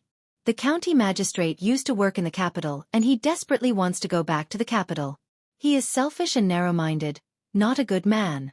Sister-in-law is his concubine's daughter and before she got married, she had not lived a good life in that house. Yuezheng was curious about Qiao Xian so he had looked into her family. Hence, he had a lot to tell First Madam when it came to this point. Think about this. If Officer Qiao and Madam Qiao get to know that you have taken sister-in-law as your goddaughter, they would definitely come and ask you for favors. At that time, are you going to say yes or no to them? Also, my sister-in-law has already remembered our gratitude. There is no need to take her as the goddaughter because she is aware of our feelings. First Madam could not help but feel sorry. She sighed emotionally. That explains it. You are right about this matter. This is her worry as well.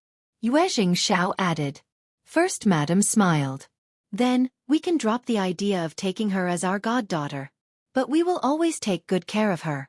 Officer Qiao must be stupid as to mistreat such an excellent daughter. He will regret it one day. Yuezheng smiled. He is not the only stupid one. Thinking of her own sister-in-law, First Madam smiled. That is true. Hearing Qiao Xian's story, the First Madam felt even more sorry about Qiao Xian. She stressed to Yuezheng that he should take more care of the Xiao family and treat them as part of his family. Yuezheng just did not know what to say. He might be the one to be taken care of by them instead. Yuezheng asked his father how he felt, to which he replied positively. The whole family ate dinner happily. Xiao Yunduan and Qi returned in the evening. Thankfully, they did not drink much that day. They walked in soberly. Qiao Xian decided to tell Xiao Yunduan what they did at Southern Garden.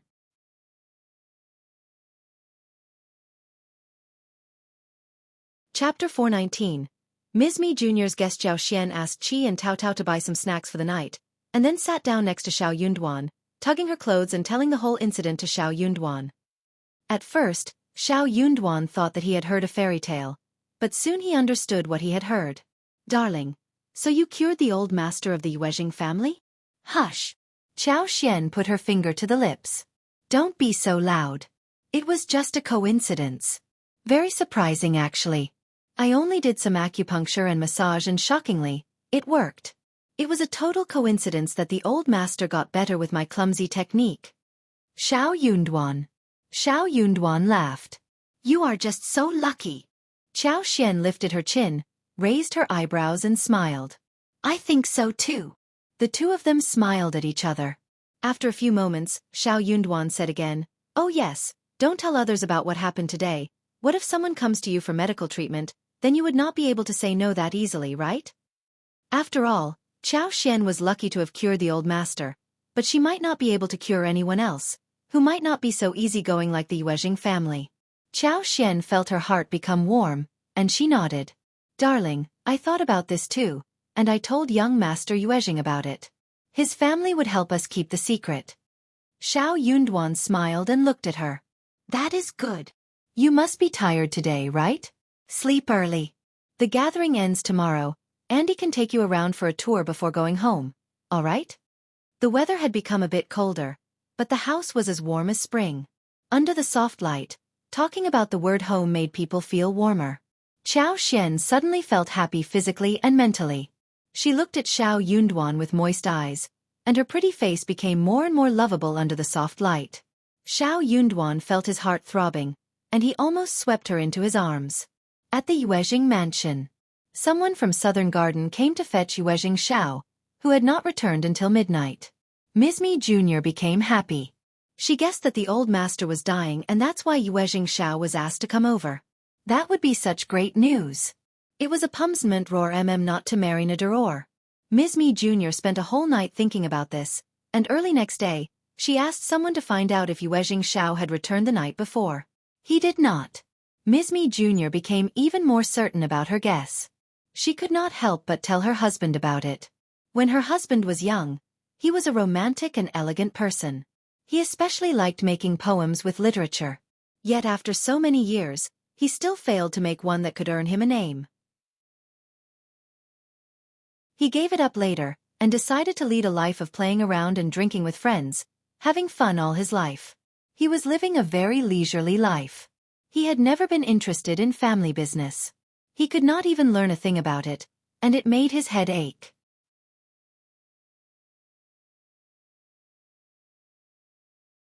Chapter 420. Rumor. He was very satisfied by what he had now. His two sons were doing well in business, and his youngest son was good at reading. He was very proud, even though he had no lineal son. Hence, he ignored all family affairs. He focused only on enjoyment. Ms.Mi Jr. hated him for behaving like this. She felt so annoyed after being married to him for so long. The first old master was the supporter of the family, but her husband was just trash. The first old master had a pair of excellent sons, but she had no sons at all.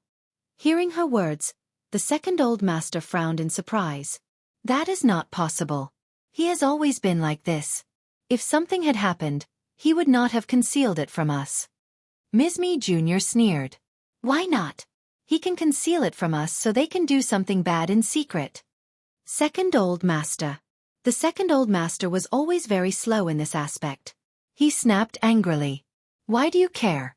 Mom is still alive and they can't do anything bad in secret. Moreover, our sons are also involved in the family business, and they would keep an eye on those who try to do something bad behind our backs. What are you worried about? Losing interest in hearing Ms.Mi Jr.'s babbling, the second old master went out, humming happily. Ms.Mi Jr. felt annoyed and there was fury arising inside her chest. What on earth had she done to end up marrying such a trash? After some complaints, Ms.Mi Jr. thought for a while and whispered something to her trusted servant. She was not going to drop it, even though her husband did not care. Yuezheng Si and Yuezheng Yan were her husband's sons, not hers. They might be successful in business, but none of their earnings would end up being in her hands. Hence, she had to make a plan for herself. She needed to get a share of the family business. Soon, rumor went around in the mansion that the first old master was doing bad at the abbey and was on his deathbed. Some even said that the third young master had been asked to go to Southern Garden, and he looked so worried when he went out. He spent a whole night there. Soon, Madame Yuezheng knew about it. She called her eldest granddaughter-in-law and Ms.Mi Jr. and asked about it. What happened to the eldest son? Do you know anything about the matter? Miss Jean turned to Ms.Mi Jr. She was already aware of what to do with the second aunt-in-law, having been in a fight with her for years. She was going to let her second aunt-in-law answer Madame's question. Ms.Mi Jr. said, I am not sure, but someone from Southern Garden came to fetch Xiao who hurried away. He did not come home the night before, so we have no idea what is going on at Southern Garden. Xiao left in such a hurry. He should have told us what happened, Otherwise you will be worried, right, madam? Madame Yuezheng frowned and snorted, looking annoyed. Ms.Mi smiled. Madam, maybe he did not tell you about it because he did not want you to get worried. But I am sure that he won't conceal anything from you deliberately if something really bad is happening. I will get my people to look around at Southern Garden. Those servants indulge in too much gossip. He was at Southern Garden and did not return overnight. What does that mean?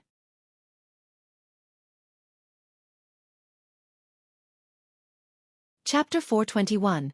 Investigation. Isn't it normal that he stays overnight at Southern Garden with the first old master and the first madam? Who spread the rumor? I will definitely find out who released the rumor. How dare those servants gossip about what happened to their masters? They have startled you, madam. Having heard what Ms.Mi said, Madame Yuezheng nodded. That is true. You need to find out who started the rumor and gossiped about the master. And that person was even jinxing her son.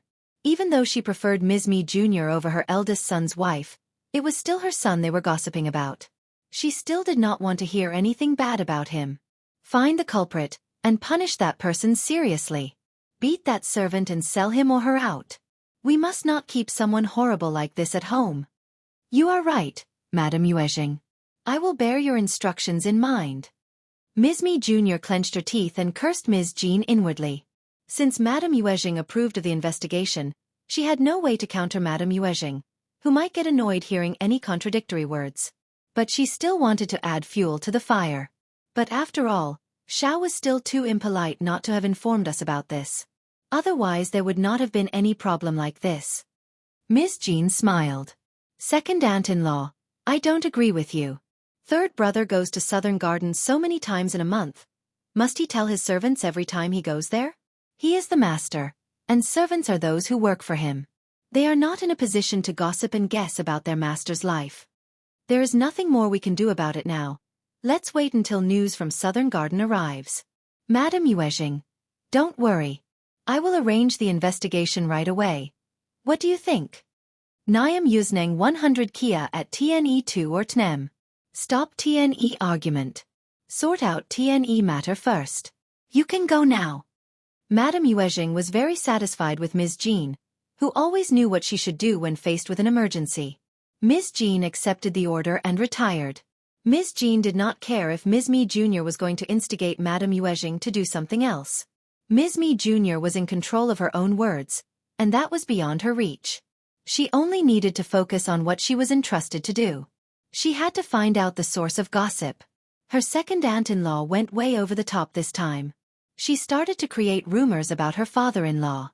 She was going to counter her, else she would not have any idea how to explain that to her mother-in-law and husband. One night passed at Southern Garden. Yuezheng Qiao and his mother, including Auntie Hua and Yuan, were all very nervous, fearing that old master would return to where he had been before. But the old master turned out to be very lively when he woke up, saying that the night before was the best and most steady night he had experienced during the past few years, and that he felt nothing strange about himself. He even had some sensation on his legs, and he could feel Yuan's massage.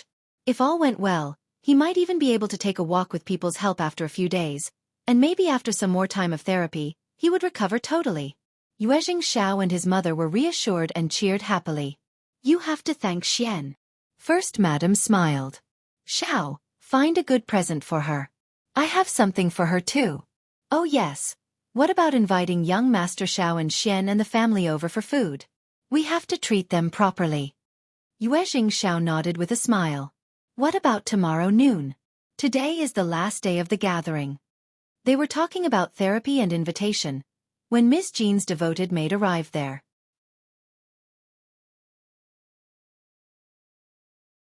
Chapter 422.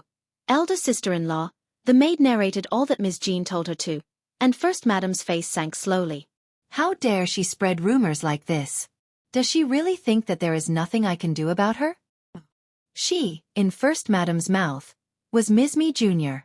The more she thought about this, the more angry First Madam became. Is Ms.Mi Jr. crazy? I don't interfere with what is happening at the mansion, so she thinks that she can do whatever she wants? Good, I will talk to her about this soon. Someone must have spread the rumor about the old master, and that's why the servants dare to gossip about their masters. First Madam could figure out the culprit instantly. Yuezheng Xiao was disgusted too. But he stopped First Madam. Don't get angry, just ignore her. Dad is getting better now. Let's see how annoyed she becomes when she realizes what actually happened here. Anyways, I am going home now. First Madam breathed in forcefully and nodded. Don't tell anyone about your father's recovery, except for your elder sister-in-law. And tell her to stay tight-lipped as well. Okay, Mom. He was going to make it public when his father recovered completely. And his father was definitely going home for the new year. Yuezheng Xiao returned to the mansion and went to Madame Yuezheng directly. Madame Yuezheng asked him about the situation. Yuezheng Xiao was surprised. Dad is still under treatment, and he is fine. Who spread such a rumor? Mom urged me to go there because she said that Dad was missing me. So I hurried over and spent the night there. Who is so bold as to spread rumors about their masters? Grandma, you have to defend my father. Dr. Tang says that he is getting better these days, and if he hears such rumors, he might be really depressed. Hearing that her son was not getting worse, Madame Yuezheng let out a sigh of relief. Then she became furious. True. Find out who is behind this. Don't worry, your elder sister-in-law is already at it. Yuezheng Xiao nodded and said, I will go and visit my elder sister-in-law and tell her about this, so she can be assured too. Madame Yuezheng nodded. Okay, do that. Yuezheng Xiao told Ms.Mi about how his father was recovering and would most likely come to the mansion for the new year. He told her to stay quiet about the matter. Overjoyed, Ms.Mi pressed down her excitement and asked a few more questions out of concern. Yuezheng Xiao told her everything. Ms.Mi smiled. Thank God for helping us, this is great news. Yuezheng Ting and her mother were annoying and kept causing her trouble. Even though her mother-in-law left some helpers for her, Ms.Mi was still very tired. After all, Ms.Mi Jr. was 1 generation older than her, and Yuezheng Ting was her sister-in-law, so she could not do much to counter them. She was burdened by some family affairs whilst dealing with those annoying mother and daughter. At the same time, she had to take care of her 2 sons. She wished so much that her in-laws could return to the mansion as soon as possible. She could only be truly relaxed when her mother-in-law was home.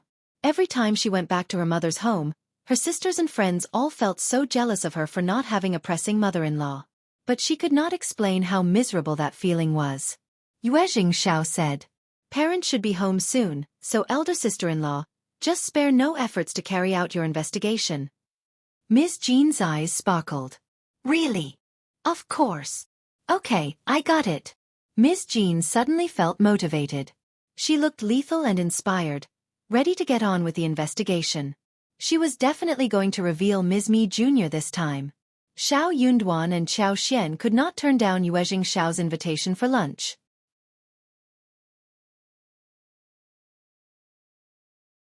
Chapter 423. Visit to the Southern Garden. To be honest, Xianxia did not want to turn the invite down. At all.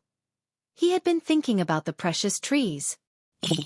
The next morning, Xianxia, Xiao Yunduan, Tao Tao and Xiao Xiaoqi headed to Southern Garden with Yuezheng Xiao for a visit.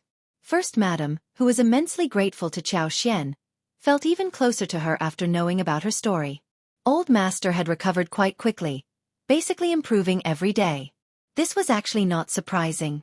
Xiaoxian's superpower represented vitality. She had used her superpower to completely restore his body. All that was left was to recuperate and replenish qi and blood. As long as he ate well and rested well, and did some exercise, every day would bring new surprises. The old master was very particular with food, which was beneficial for replenishing the body, so he recovered even faster. Therefore, the old master received Xiaoxian and the family as well. He looked lively and happy. He did not seem to be tired at all. Xiao Yunduan was very well-mannered and talked about various interesting topics, making the old master feel very happy. He felt that his son was good at making friends. Xiaoxian asked for a visit in the garden last time, but this time, First Madam volunteered to show Xiaoxian and Tao Tao around. There were countless flowers and trees in the garden. Although the old master did not have the opportunity to appreciate them often, First Madam still ordered people to take care of each flower and tree carefully, so that her husband would be able to appreciate the scenery in the garden whenever he wanted to and never feel sad. It was a time when chrysanthemums were blooming. First Madam took the two ladies in the garden for chrysanthemum viewing. First Madam had a wide knowledge about it, so she presented the categories to Qiao Xian and Tao Tao, who were pleasantly surprised. Qiao Xian had seen many kinds of chrysanthemums, but many had disappeared in the later generations, which were now lively here in the garden. Tao Tao was shocked too, and said, "We have so many wild chrysanthemums in the mountains and by the riverside. I thought that I had seen all kinds of them. But there are so many different kinds of them here. So beautiful and big. I like them all." That made First Madam and Auntie Hua laugh. First Madam said instantly, "If you like them, I will get Xiao to deliver some to you. Is there anything else you want? Just tell me and I will give them to you. These are not expensive for us." Tao Tao was so surprised, and her eyes were sparkling. Instead, she turned to Qiao Xian. This was a chance delivered to their doorstep. Qiao Xian was just wondering how to lead them to the topic, when they mentioned the matter themselves. Qiao Xian smiled. "Thank you for the offer, Aunt. We are building a new house, and we will plant some in our garden." First Madam smiled. "Okay, Auntie Hua, do bear this in mind. In addition to chrysanthemums, get some good mountain peonies, Chinese peonies, French hydrangea, laurel, and magnolias later as well. Anything else you want?" Auntie Hua smiled. "Okay, Madam." Qiao Xian smiled. "Oh yes, Aunt. I find that you have some fragrant rosewood and red sandalwoods in the garden. Can I have some of those interesting plants too?" Both First Madam and Auntie Hua were startled.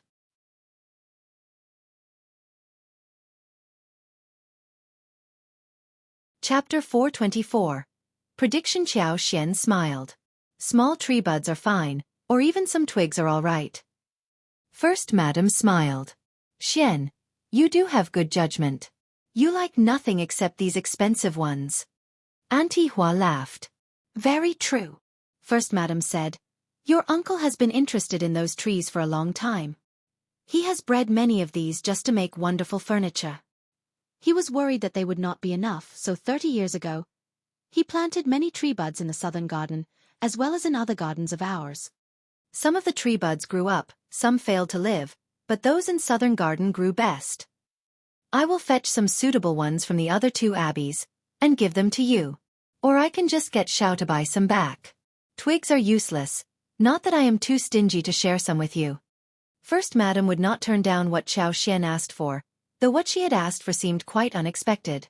Her husband loved those things, and would not be stingy as to not share any with Qiao Xian. He could just buy some more buds and breed some more. Qiao Xian simply could not wait toward the tree buds, but smiled. "Aunt, you don't have to make such a fuss. I am very good at planting trees and flowers. You can just give the twigs. I can definitely breed them well. Tree buds are not needed." First Madam. Although Qiao Xian tried to conceal her anxiety, First Madam still sensed how anxious she was about it. All right then, she could get her some twigs. Anyways, she was going to get the tree buds as well, so Xiao could deliver those to her place later. First Madam did not believe that twigs were useful, but she pretended that she believed her. "Okay, that sounds good. Auntie Hua, just get some twigs and tie them up for her." "Okay, First Madam." "Thank you, Aunt. No worries." First Madam smiled. "Oh, what kind of twigs do you want? Tell Auntie Hua about it." Qiao Xian thought for a while and smiled. "They don't have to be too big or long. Also, no withered twigs." She made a gesture. "This size will do." Auntie Hua nodded. "I have remembered it all." The turn of events pleased Qiao Xian a great deal. Done. She had a feeling that after this, the space would definitely give her a lot of surprise. After walking for a while, First Madam took them back to the house for tea, snacks and a casual conversation. At lunch, Yuezheng Xiao stayed with Xiao Yunduan and Qi whilst the First Madam was accompanying Qiao Xian and Tao Tao. First Madam had made a lot of efforts for this lunch. She transferred the chef from the mansion and started to make preparations the night before. The dishes were made with a lot of effort, and they were, of course, exquisite and delicious. Almost every noble family had their private dishes and special pastries. So did the Yuezheng family. The Yuezheng family's famous dishes were clear soup cubelos and abalone knuckles. The clear soup was extracted from chicken, duck, elbow, scallops, ham, and the soup was clear as water. The cubulos was smooth and soft but did not break when eaten. The freshness in the mouth was just indescribably wonderful. The abalone knuckles were flavored with a special broth, and the sauce was thick and bright, as oil and fat were removed, so the whole dish was soft and delicious.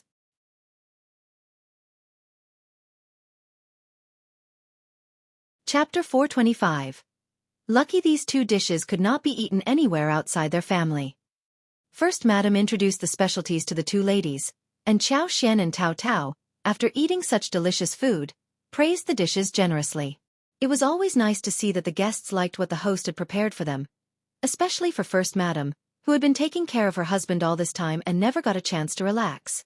She had not treated people over a meal in a long time.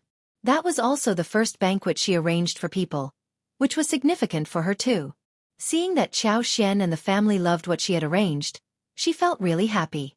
Xian, you are not in a hurry to go home, right? What about staying at Southern Garden for a few days?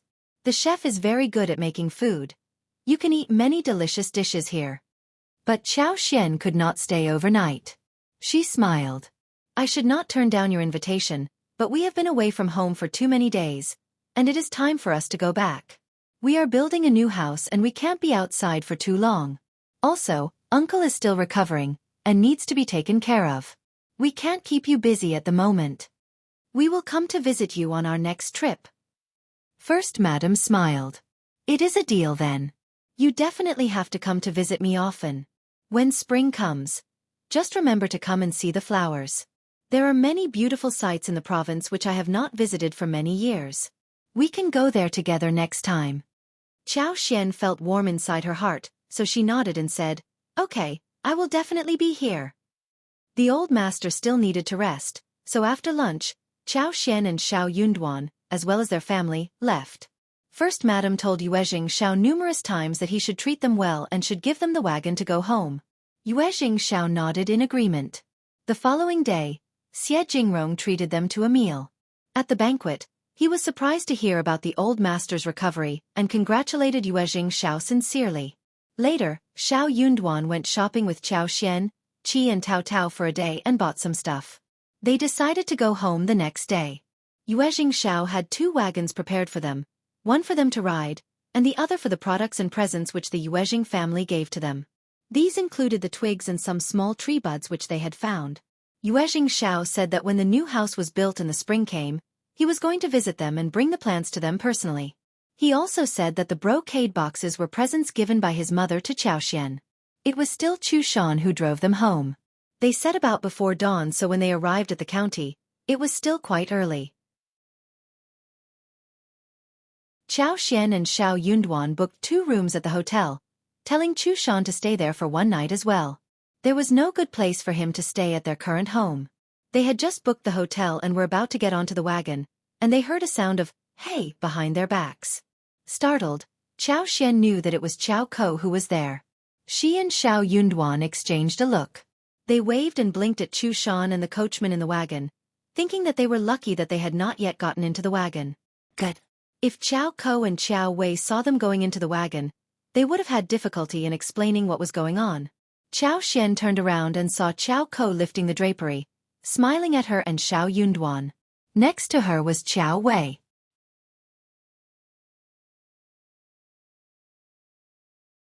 Chapter 426. Slap on face. Xiao held in her anger and walked up to Xiao Yunduan. What a coincidence, sisters. Qiao Ko sneered. What are you doing here? Xiao Yunduan smiled. I am going to college and my wife is keeping me company. Qiao Wei snorted. Minghua College does not follow rules now? Anyone and everyone is allowed to go inside? Qiao said, I will be waiting for my husband outside. Qiao Ko chuckled. It seems that you and cultivated talent Xiao are getting on well with each other. When you were about to get married a while ago, you cried loudly, begging not to get married. But it seems that you were pretending, right? Good that my mother knows to whom you should marry. Look at how well you are living now. Having heard what Qiao Ko said, Qiao Wei and the maids around them laughed. Qiao got so angry that she wanted to hit this person. This bitch was so annoying. How could she say such words in front of Xiao Yunduan? Xiao Yunduan moved his feet and guarded Qiao Xian behind his back, glancing at Qiao Ko plainly. I admire second Miss, and she is a kind-hearted woman. She has adjusted well to the marriage and we are living a good life now. Qiao Xian had not expected that he would say so. Feeling sweetness inside her heart, she looked up at him and could not help but blush. She felt a bit embarrassed when hearing such passionate words in front of others. She should hear them in private. Qiao Ko got stuck with words and could not help but feel jealous. What did Xiao Yunduan mean? So he knew that Qiao Xian disliked him earlier, but he still kept flattering her, so she was finally moved by his actions? What kind of woman was Qiao Xian, that she was so cherished by someone? She deserved to shed tears and get disdained by everyone around her. Qiao Ko sneered. Stop being so full of yourself. Do you admire Qiao Xian, or are you trying to suck up to my father? Everyone knows the truth. Xiao Yunduan was silent. He wanted to suck up to county magistrate? He had never been to the Qiao family's home except for the 2 times when he had to. Moreover, what was he sucking up to him for? But he did not need to defend himself because everyone including Qiao Wei understood clearly that Qiao Ko was just being stupid. That made Qiao Ko feel slapped on the face. She glared at Qiao Xian. Qiao Xian said calmly, It is getting late. What are you still doing here? If you want, we can find a place and sit down, and can have a good chat with each other. Qiao Wei sneered. No need. Then she told the coachman to drive on and left. They were on the street, and she did not want to have any conflicts with Qiao Xian here. It was never a good idea to start a fight on the street. The more she thought about this, the more angry Qiao Ko became. She could not help but complain. Sister, second sister and that cultivated talent are so annoying. They look harmless, but they are actually full of terrible tricks.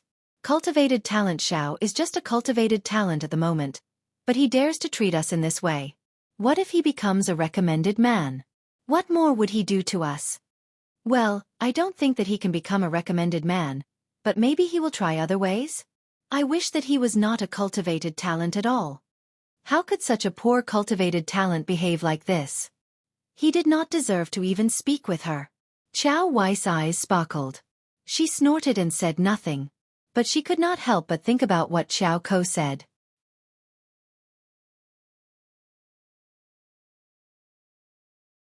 Chapter 427. Back home. That was true. Cultivated talent Xiao had never sucked up to their parents and even treated Qiao Xian so well. He should not be a cultivated talent. He should just be Qiao Xian's page boy. Back at home, she sent Qiao Ko away and went to her mother, telling her what happened.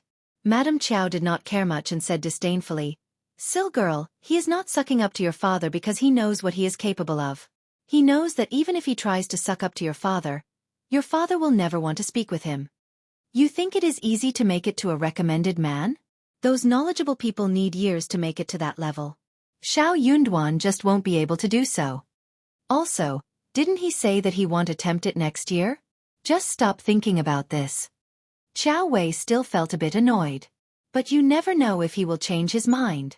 I think that we should remove his title as the cultivated talent too.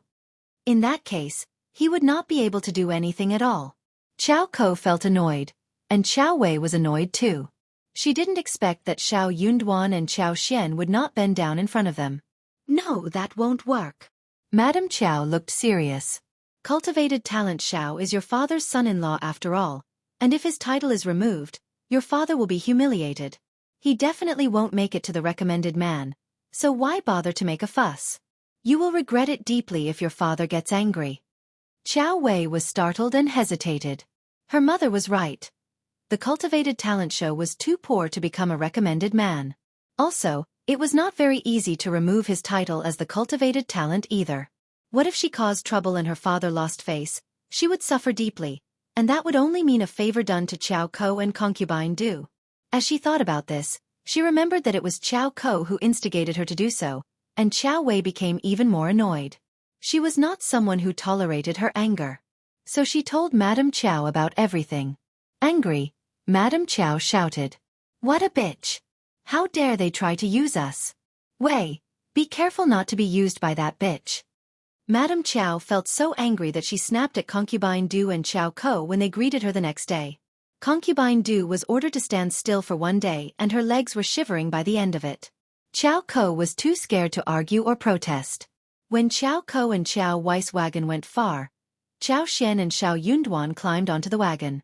Qiao Xian felt quite anxious. Although she knew that Xiao Yunduan was not a superficial person, she was still quite worried that he would be affected by what her sister said. She wanted to ask him and give some explanation, but with Qi and Tao Tao around, she could not find a way to start the conversation. She was feeling quite heavy in her mind. Suddenly, she felt a touch of warmth on her wrist. Qiao Xian looked up and saw Xiao Yunduan's eyes on her. Xiao Yunduan pinched her wrist and released it, talking in a soft voice. "Let's go home." Startled, Qiao Xian no longer felt anxious. She smiled and nodded with her eyes sparkling. "Okay." When he said, "Let's go home," they were heading towards their home, so he was still treating her as his family and it meant that no one would be able to separate them. Xiao Yunduan smiled back at her, and both of them felt relieved in their hearts. Back at home, the sun was setting in the west. The whole family was happy to see them back and helped to carry the gifts into the house, chatting happily.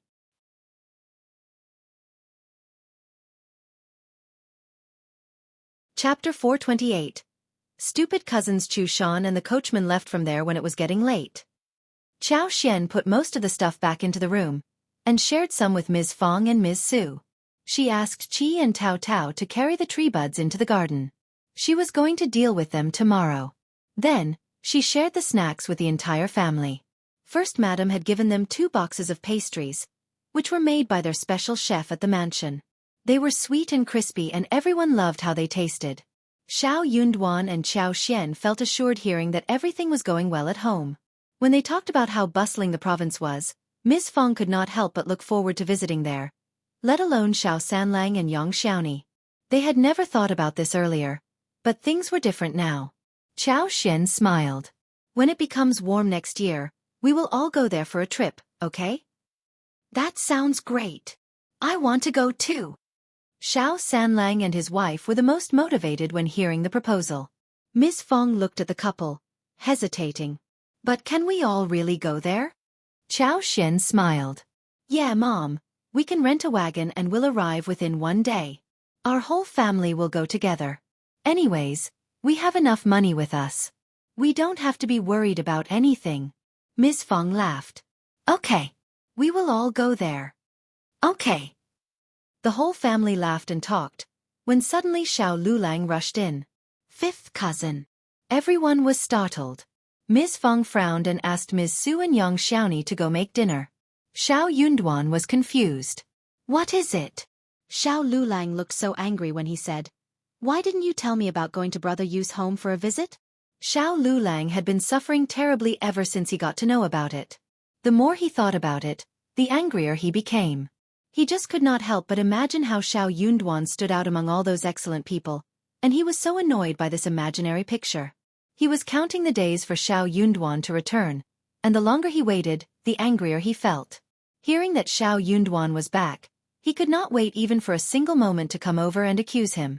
"Fifth cousin, your behavior is way over the top. Brother Yu and I are good friends too. So, how could you leave me behind? You are just jealous of me speaking vividly with him and fear that he will like me better than you." Qiao Xian. She could not help but look at Xiao Yunduan with sympathy.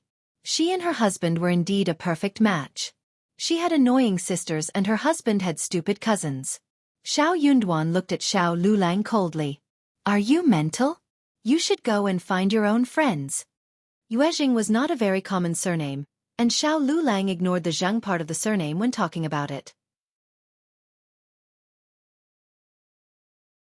This stupid cousin of his did not even know what his friend was called and he still insisted that they were friends.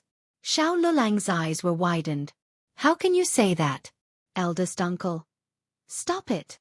Xiao Yunduan's eyes sank slowly. "Xiao Lulang, there is no use calling me my father. He can't make brother you turn into your friend either. I suggest you study more and read more rather than befriend people. My friends are unrelated to you, and I don't care about your friends either."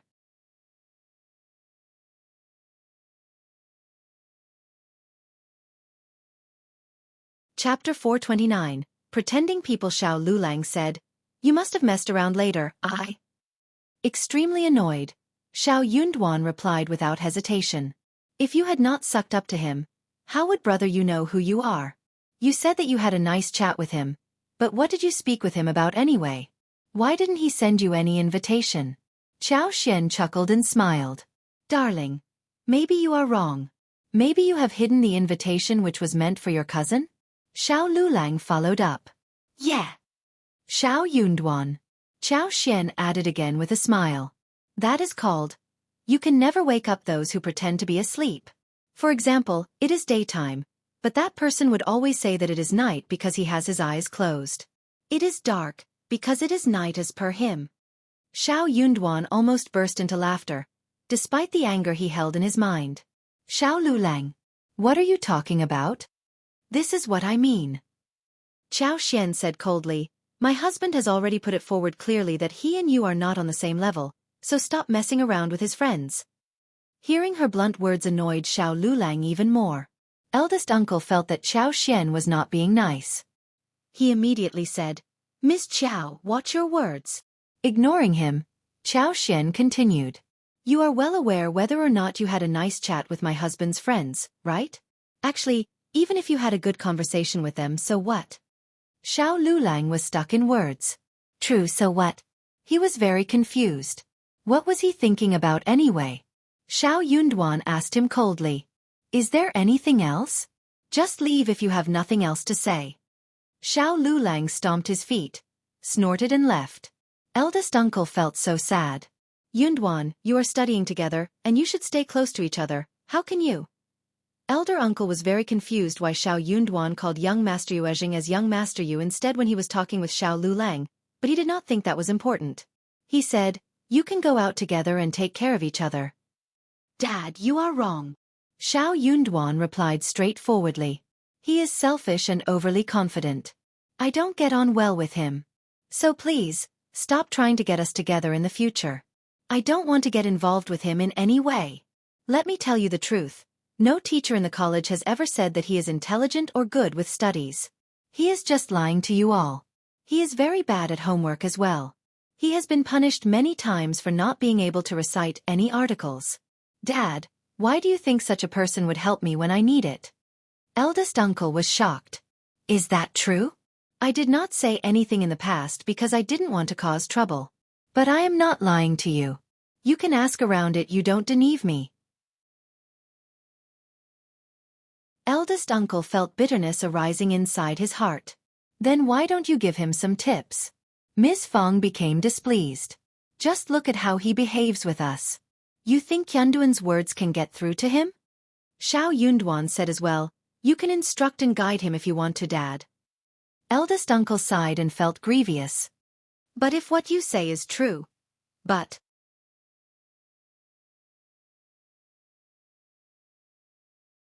Chapter 430. Jealousy. Ms. Fong sneered and was eager to watch a good show. She said to herself, "Just speak with him and see if he wants to listen to you." Xiao Lulang still believed firmly that Yuezheng Xiao and Xia Jingrong had treated him as a friend and that Xiao Yunduan must have stopped him from joining them for the visit.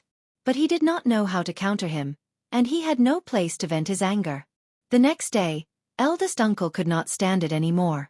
But when he tried to guide him to the right path, Xiao Lulang snapped at him and complained about Xiao Yunduan, saying that eldest uncle should discipline Xiao Yunduan so he would not dare to treat him like this in the future. The eldest uncle finally got the chance to tell him what he had been prepared to tell him after a long while. The moment Xiao Lulang heard him, he interrogated eldest uncle about where he heard such a rumor. He shouted and asked who was trying to humiliate him. "It must be Xiao Yunduan who said that, right? He is lying. He is just jealous of me." Xiao Lulang kept accusing Xiao Yunduan aggressively, but he did not dare to confront Xiao Yunduan about it. In the end, he ignored eldest uncle and left from there angrily. Eldest uncle was confused. He did not think that his son would lie to him, but his nephew was also a literati who did not seem to be lying either. After breakfast, Qiao Xian sorted out the presents and gave a portion to each member of the family. Qiao Xian finally unpacked the gifts which the first madam gave her. She had been prepared that the first madam must have given her many expensive presents, but what she saw was far more than she had anticipated. Just the whole set of 40 pieces of gold head and face jewelry inlaid with gold and jade were already dazzling her eyes. The hairpins, the crown, the earrings. Everything was exquisite in workmanship and beautifully made. Xianxia could not wear them outside right now, but each piece was so beautiful to look at. It made her feel happy. First Madam apparently knew that this was for her to appreciate and collect, so she gave her 20 more pieces of jewelry which were well made and proper to be worn in daily life, beautiful but not too outstanding. Apart from jewelry, she had received some exquisite garments, fragrance, cubelos, donkey hide gelatin and some other jadeware as well as some porcelain for flowers. First Madam did not really take her as goddaughter for real, yet she seemed to treat her like one.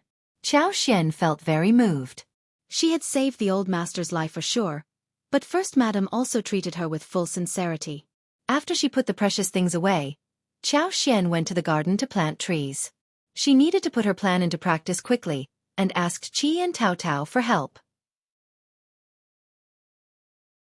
She planted those buds in a corner of the garden, but did not work on the twigs. She dug a hole and had it half covered with the soil, and waited for the right plants for transplantation. Transplantation did not actually work, but she needed an excuse to put these things into her space, so she did the whole charade. When the trees were planted, they checked the mushrooms inside the shed. Snow fungus were all out and the fruits were growing, but they were not ripe enough to be picked yet. The mushrooms and wooden ears could be harvested though. Let's just pick the mushrooms, wooden ears and snow fungus for sun drying today. Qi and Tao Tao nodded in agreement.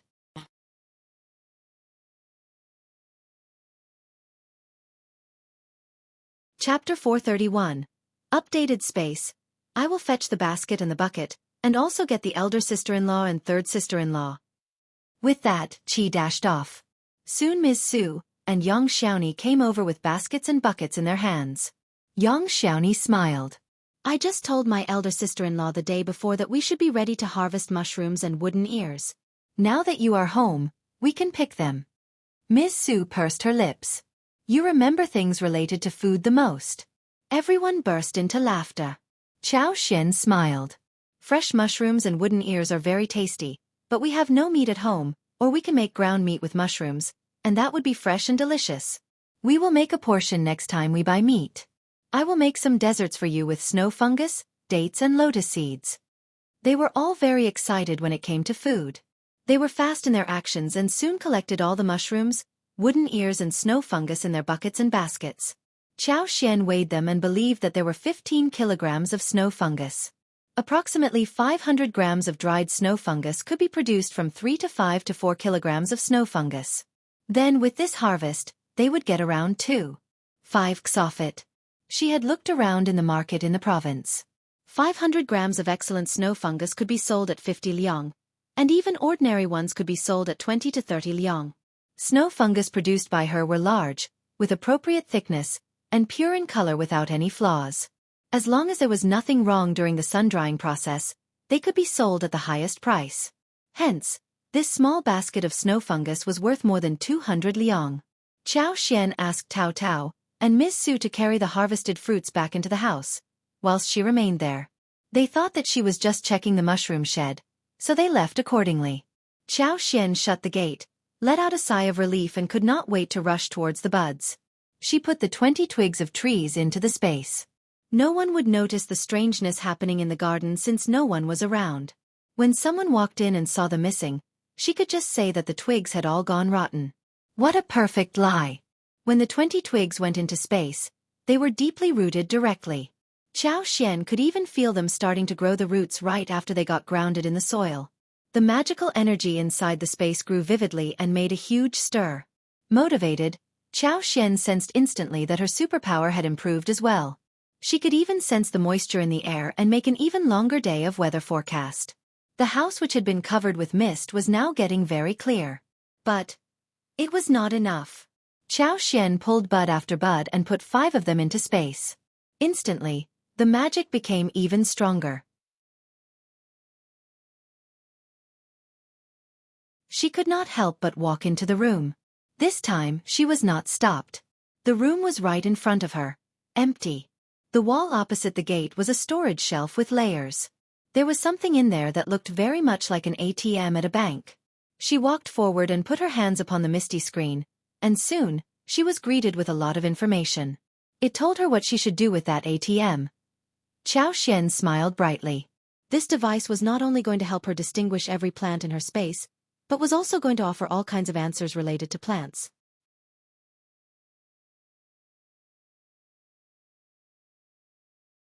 Chapter 432. Trash space into treasure. As her superpower grew stronger, she would get richer and get more answers from this machine. For example, if she got some precious and good things but had no idea what they were, she could come to the machine and try to figure out the significance of it through the machine and find the answer. For another example, if she wanted to know how to process some kind of tea leaves, she could turn to the machine and get the instructions here. When it was upgraded to another degree, she would have no problem improving the current technological problems, rakes or the farming tools. The grids and boxes leaning against the wall were all for storage. She could put everything that was not alive inside. Each grid had a volume of 100 cubic meters, which would be enough for her for however long it was. They could be categorized neatly. Very handy. Not all the grids were activated, but the very bottom row was already enough for her. That pleased Xianxia a great deal. The trash space had already been updated to turn into a place of treasure. She just could not help but give it a try, so she picked 2 leaves of golden sprout, put them on the screen of the machine and read inside her heart. Soon, there appeared a line that displayed the name, features, and fragrance along with the processing methods for the golden sprout clearly. What was more magical was that due to the special connection between her conscience and the things in the space, she only read it once and remembered it all. That was wonderful. As long as the processor was skilled and good at processing the tea leaves, it would not matter if he did not know how to process golden sprouts and lavender. She had not done it before, but she had a lot of knowledge with her. After this, Xianxia put some leaves of fruit trees and gastrodia so as to find out some instructions about them. For example, how should gastrodia be planted and taken care of, and how it should be used, what could lemons be used for and how to make the best plum wine and dried fruits etc. She was having great fun with it. She did not leave the place until a long while later. Back to where she lived, Xianxia put her money, land contracts as well as the excellent garments and jewelries along with extracted oil from flowers into the space. She finally felt much more assured. In this way, she would never worry about thieves. This place was completely safe. How wonderful! Xianxia was very surprised to see that she was walking proudly and cheerfully. He couldn't help asking her, "Mind sharing the good news with me?" Xianxia looked delighted, but she could not reveal too much, so she smiled brightly hearing her husband's question. "I am just very happy. Look at my mushrooms, they are so well harvested, and our new house is almost done. Everything is great." Xianxia nodded and laughed. "Yeah, everything is great. We should be happy." "Yeah." They smiled at each other. The following day, Xianxia and Xianxia went to the Zhang village again.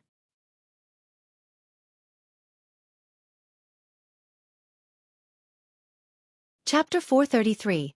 All well. Ding Zhu and his wife, as well as Madame Zhou, land officer and his wife were all helping them out, so everything went well there.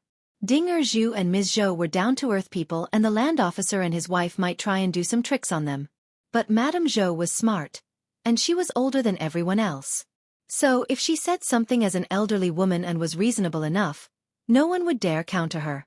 The land officer and his wife were both people who understood what was best for them. They were not able to trick the couple and simply decided to work hard and devotedly instead. Therefore, everything went on smoothly. When Xianxia and Xianxia went over, it would take 3 more days before the land was settled. Xianxia expressed his gratitude and appreciation towards the land officer with a smile. "You are very reliable. We will probably need you to hire some more people to help us with the tea tree planting, also for weeding, trimming, picking and so on." The land officer's eyes sparkled and he said with a smile, Okay, young Master Xiao. Don't worry, as long as you entrust us to do the work, we will definitely make sure all is done well, and you will be satisfied."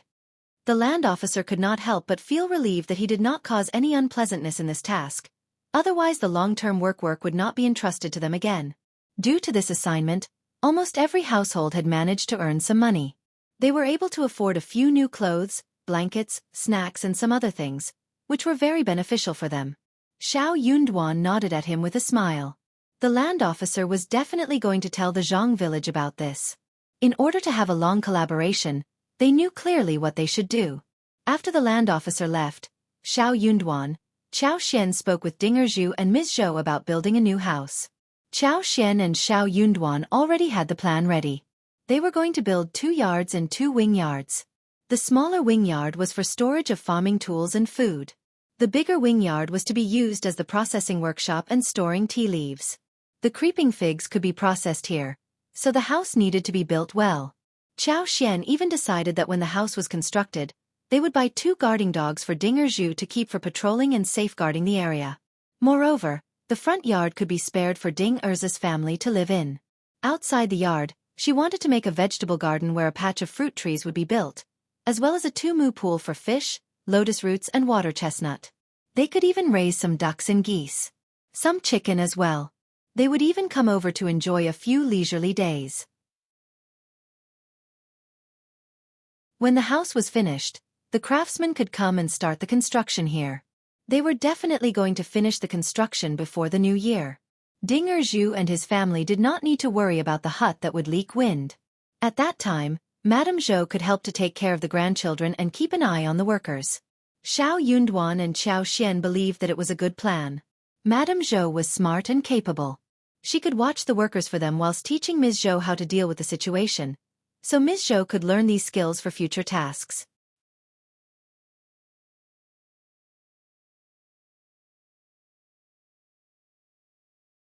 Chapter 434.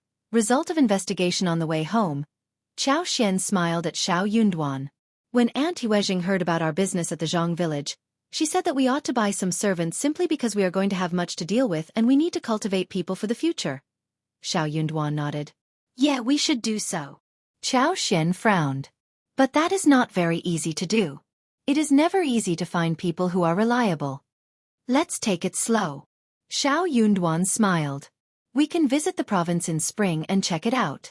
We can hire some reliable employees to sign a contract for 10 to 15 years. In this way we will have some people working for us in the long term. Qiao eyes sparkled. Yeah, true. As long as we are able to afford the laborers, we can always get good ones. She thought for a while and smiled. We can even ask Aunt Yuezheng to help us as the middle person. With her around, I am sure we can hire better ones. Xiao Yunduan nodded and smiled. Yeah, there are a few tenants who seem nice. If they want, we can hire them and sign a contract with them for 10 years or more. Qiao felt assured when this issue was solved. Otherwise, she was really wondering what she should do in the long term. They needed to hire the local villagers, otherwise there would be conflicts. But if they all hired people from the Zhang village, there would be the possibility that they ganged up together to create trouble.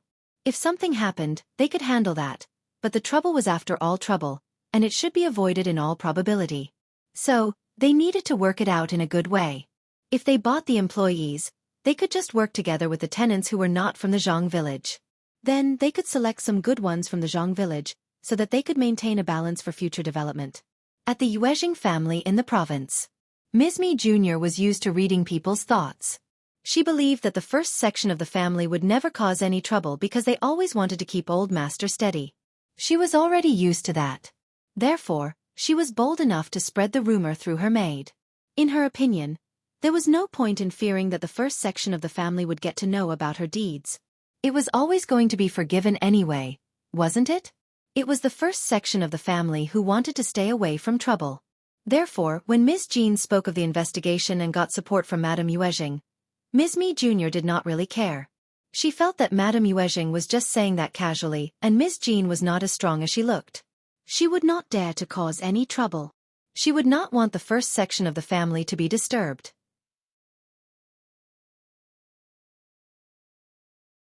Honestly, she herself was the senior person at the mansion, and it was not so easy to pick on her. Since Ms.Mi Jr. did not care, Ms. Jean had no trouble finding the clues leading to Auntie Shuexiu, who was working for Ms.Mi Jr. Ms. Jean ordered Shuexiu and some other older maids who were close to Ms.Mi Jr. to be taken to Madame Yuezheng's yard, where she told Madame Yuezheng the truth. Madame Yuezheng was dumbfounded as well.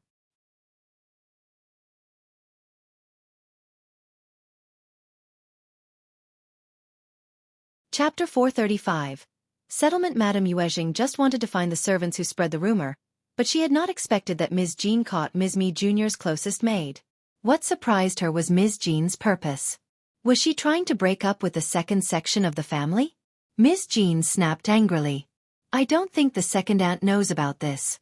These servants spread rumors about the master and try to turn them against each other all the time. Madame Yuezheng, we must not keep any of these people. Madame Yuezheng's face sank and she nodded sternly. You are right, they should not be kept. Speak with your second aunt, and get rid of them. Yes, Madame Yuezheng. Ms. Jean answered and ordered those servants to be taken to Ms.Mi Jr. Hearing that the servants were taken away by Ms. Jean, Ms.Mi Jr. got furious and also surprised. She rushed to Madame Yuezheng's yard and on the way there, she ran into Ms. Jean. How dare you, Ms. Jean? Ms.Mi Jr. glared at Ms. Jean, looking rather furious. She was slapping right on her face. Everyone knew that Ms. Jean had caught her maids, and if she did not try to protect them, she would become the laughingstock of the family. She was already very humiliated when her niece found out the truth. Here you are, second aunt. Madame Yuezheng asked me to bring those people to you and discuss with you about how to deal with them. Ms. Jean smiled and narrated the whole process. Her words were quite clear. Firstly, she caught these people based on evidence, and Ms.Mi Jr. could see the evidence if she wanted to. Secondly, she had already told Madame Yuezheng about this and the old lady had ordered a serious punishment. Ms.Mi Jr.'s face turned green as she glared at Ms. Jean. With a sneering voice she said, Good, niece, you are good at catching people who are working for me. Why not speak with me first? Do you not intend to respect me as your second aunt? You are not a good wife. Don't be mad, second aunt. I was on my way to tell you about this. Ms. Jean smiled. I was just too angry about the fact that this bitchy maid works for you. How dare she spread rumors behind your back? She must be trying to turn us against each other, so that we are not able to get on well with each other. I am just worried that she will make up stories in front of you. What if you believe her again, and the relationship between us is ruined? That is why I caught her first, in case something terrible happens. I am not disrespecting you, second aunt. Please, open your eyes and see. You. Second aunt, this bitch is so cruel that she cursed her master and spread rumors. Due to this, the whole mansion is in a mess. She can't be kept, or things would get worse at home. That is what Madame Yuezheng said too. What do you think, second aunt? Ms.Mi Jr. got so annoyed that she could not utter any words to counter that. Xianxia was surprised and scared, but she struggled and looked up at Ms.Mi Jr., begging her to save her. She had obeyed her mistress' words and conducted all of these actions. Her mistress had to save her. Seeing their reactions, Ms. Jean smiled. Xianxia, are you trying to imply that you need to speak with your mistress? Take out the cloth from her mouth. Hold on, save your breath.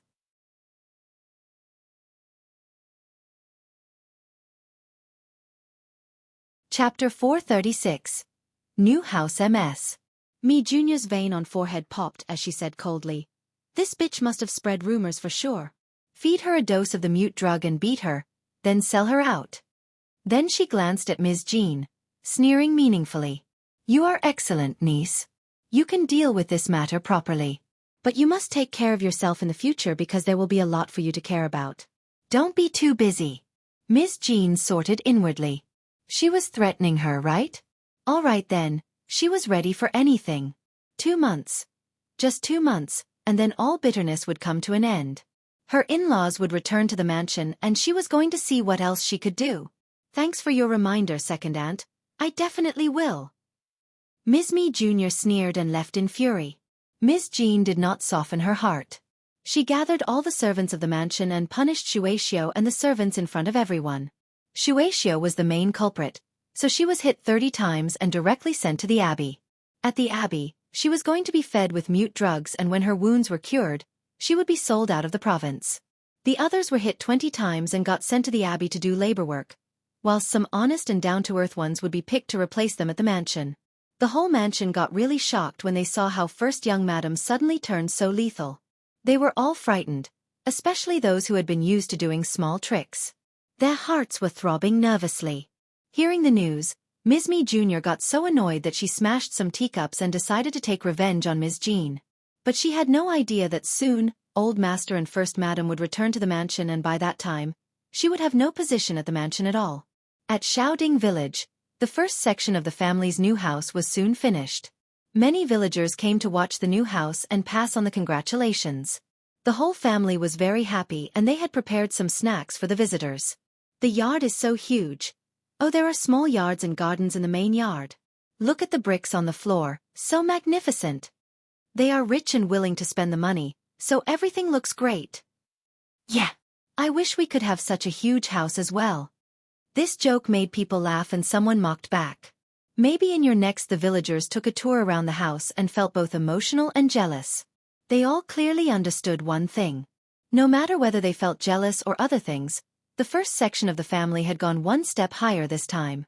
They felt envious, but they thought about befriending the first section of the family so that one day they might be able to get some benefit from the first section of the family, just like Xiao Dali and his family.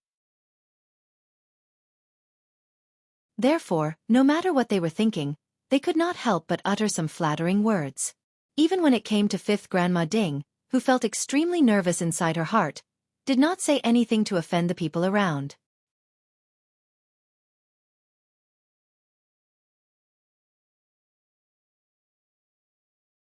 Chapter 437. Too late. The second and third section of the family came to look at the new house too. The 2 extra rooms built at the second section of the family were already finished, but compared to this new house of the first section of the family, the 2 rooms were just nothing. That made second uncle and Ms.Mi feel jealous and gloomy. Widow's son was among the crowd, watching the show too. With every step that she took, she felt her heart dripping water. She felt so regretful. If she had known that Xiao Yunduan would achieve this much and the first section of the family would get rid of the second and third section of the family, she would have surely hooked up her daughter with Xiao Yunduan. If that had happened, she would have been a part of this new house too. She was the mother-in-law and she would have been able to move in. But now it was too late. It didn't look like she would be able to find someone better to marry her daughter to. Widow's son felt so annoyed. When she saw Ms.Mi, who seemed to feel even worse, she decided to make some noise with her again. Ms.Mi sneered, as she heard what she was told. The first section of the family were all horrible people.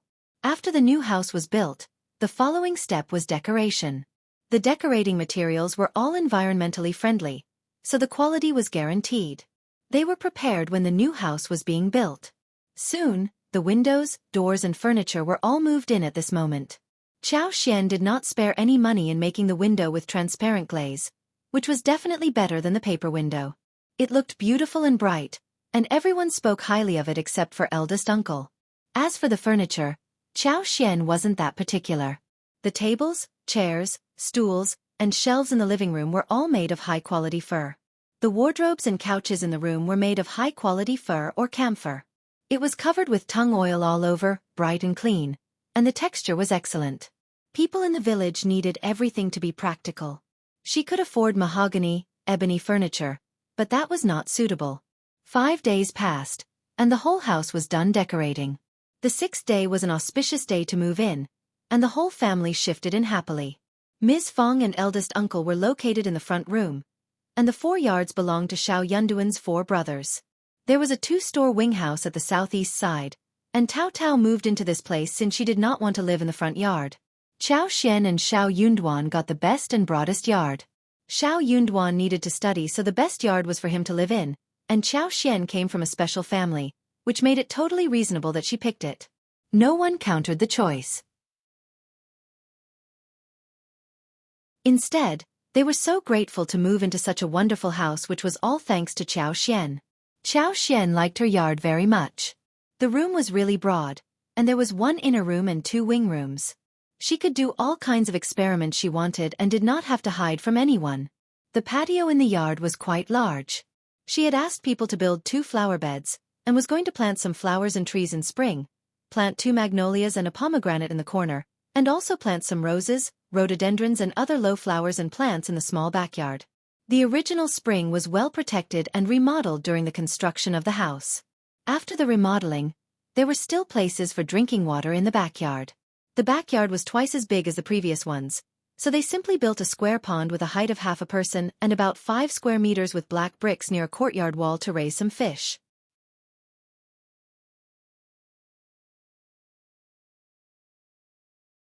Chapter 438. New Wuxia wooden board covered half of it, while displaying the other half. The fish was kept inside, and could be scooped out for cooking whenever they wanted. There was an exit below the sink for changing water. The wide ground in the backyard of the patio was full of flat green bricks that were spliced seamlessly. It was very convenient to dry the recovered rice, harvested taro, corn, and beans for later use. A shed had been built for the chicken coop, and the duck coop on the other side of the backyard. Further back, there was a one-person-high wall, as well as a spacious cowshed. Ms. Fong had decided to raise a cow and a donkey. She also had another cart built, so that Xiao Yunduan and Qiao Xian could travel into the town comfortably without having to worry. The first section of the family's life was getting better and better. Ms. Fong and Ms. Su were taking a walk around, looking really happy. When flowers and trees grew in spring, they could open some areas to grow vegetables, and the yard would flourish even more. Ms. Su was roaming in her new broad room, touching the glazed window and the furniture, looking at the bricks on the ground, smiling constantly. Now, her daughter and son had separate rooms too, and her room with her husband was enormous, with all kinds of furniture and a large space. That made her feel so happy. More importantly, they did not spend any personal money to do any of this. All the things inside the room were bought from the shared savings, which made her feel really glad as well. Eldest uncle was glad too. But he found it to be incredible.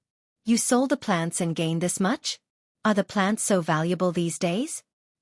He did not spend any money nor was in charge of handling the money, but he could tell that the glass on the windows was quite expensive.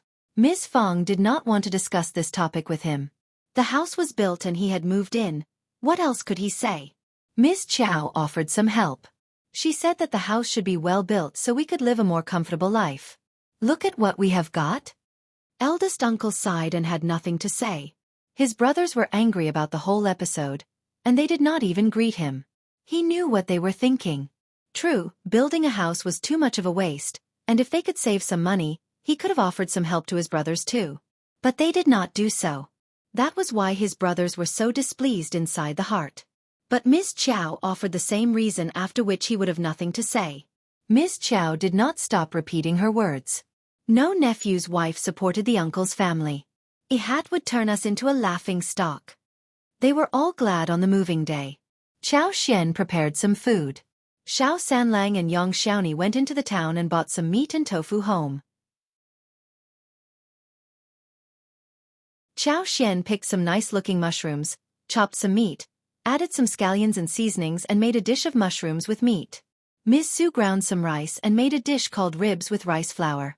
Braised pork belly, stewed pork belly with soybeans, peanuts, and lotus seeds, stir-fried pork liver with green onions, and sauerkraut and miscellaneous fish pot were cooked as well. Finally, sugar-coated yams, scallions, tofu and garlic vegetables were all put on the spacious and clean dining room, giving out a wonderful fragrance. Due to the move into the new house, Qiao Xian had prepared a jar of wine as well. It was a happy day for everyone.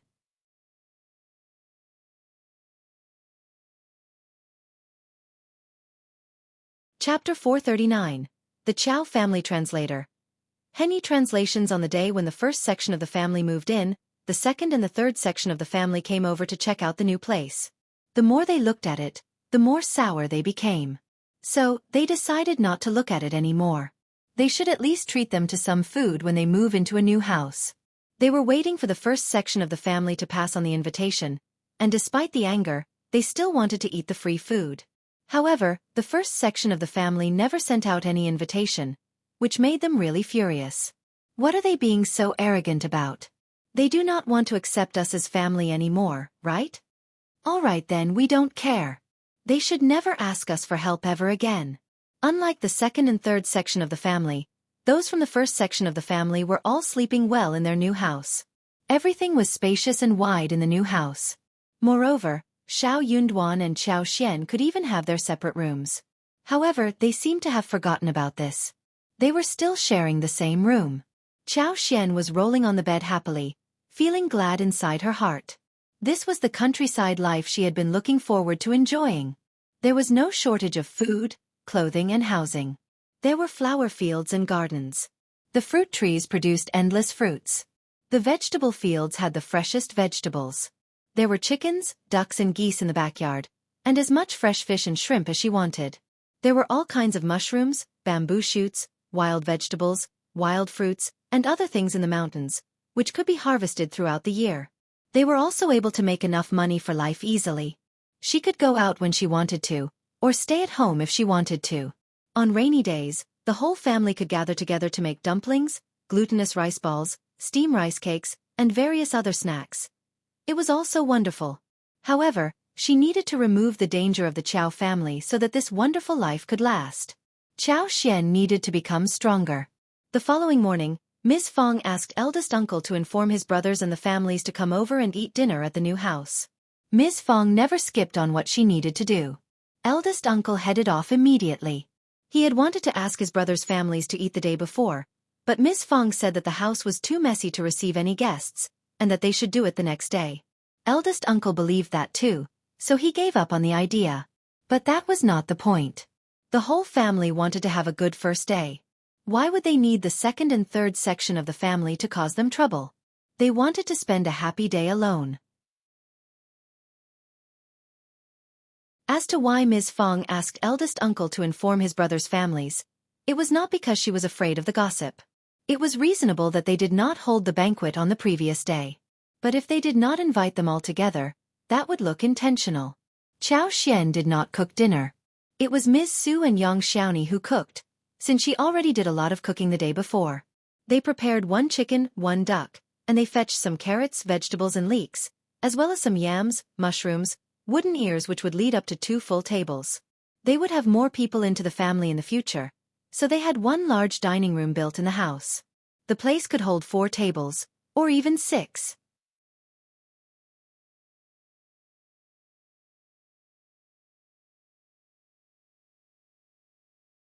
Chapter 440. More sour. The dining room was connected to the main room at one end, protruding towards the patio, and it was perpendicular to the main room at right angles. It was rectangular, with one side facing the kitchen and was separated by a door. On the wall opposite the door was a set of cupboards and a row of chests of drawers almost as tall as a person. In addition, there were 6 windows in the middle of the 2 opposite walls, which were inlaid with light-colored glass. During the day, the sun shone in from the windows, which was very bright. The food was put on the table, and Ms. Fong smiled and greeted everyone from the second and third section of the family. After the first section of the family finished cleaning things up, the other 2 sections of the family visited the place for the first time. Seeing that the house was neat and tidy everywhere, the brand new furniture was made of good wood, and beautifully made, they had already turned sour inside and out. They felt even more jealous when they saw the dining room. Ms. Zhang could not help but snort. "Eldest auntie, you keep saying that your windows are made of glaze, which is not cheap at all. You are saying this because you are afraid of loaning us money, right?" The eyes of the 2 sections of the family sparkled. They all nodded vigorously. Ms. Fong smiled and said calmly, "Right, Ms. Zhang." Ms.Mi could not help but shout, "Eldest sister-in-law, you are not treating us as your family. What can I do? I am already very scared. You have borrowed a lot of money from us, but you have not returned any. I have been fooled many times, and I need to learn something from the past lessons, right?" Third uncle coughed. "But we are running short of money. If we have some, we will definitely return it to you." Ms. Fong responded, "Sure, I believe you, but you must be running out of money even in a dozen years too, right? It seems that I am not looking forward to receiving any money from you anytime soon. Also, I like to spend money in the way I want to. What can you say about it, anyway?" Qiao Xian chuckled. "Mom, you are right. You can even throw some coins in the water and that would have nothing to do with any of us." Ms. Fong laughed. "That is true." The others felt so annoyed. Ms. Zhang glared at Qiao Xian, looking furious. She was a nobly born lady with a lot of dowry, wasn't she? But she was so damned rude. Yang Xiaoni looked at them, licked her lips and smiled at Ms. Fong. "Mom, the dishes would turn cold if we don't hurry. I am starving a little."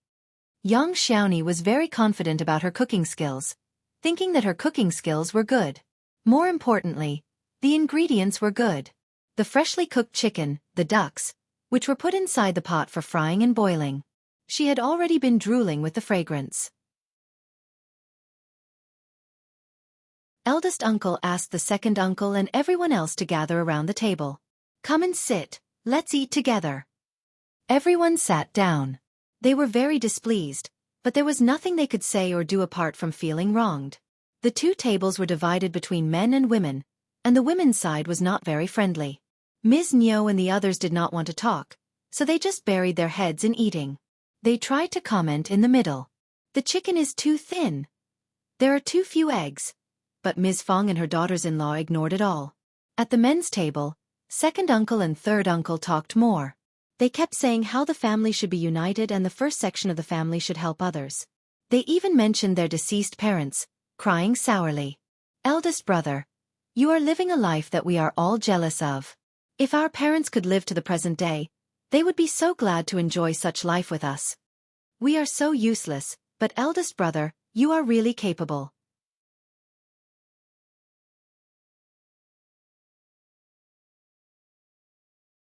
Chapter 441. Xiao Yunduan's distress. Eldest uncle felt really uncomfortable upon hearing that. He comforted the second and third section of the family. The children are all grown up and everything is going to be well. If you need any help, just tell me. Second uncle and third uncle felt even worse. What was the point of telling you?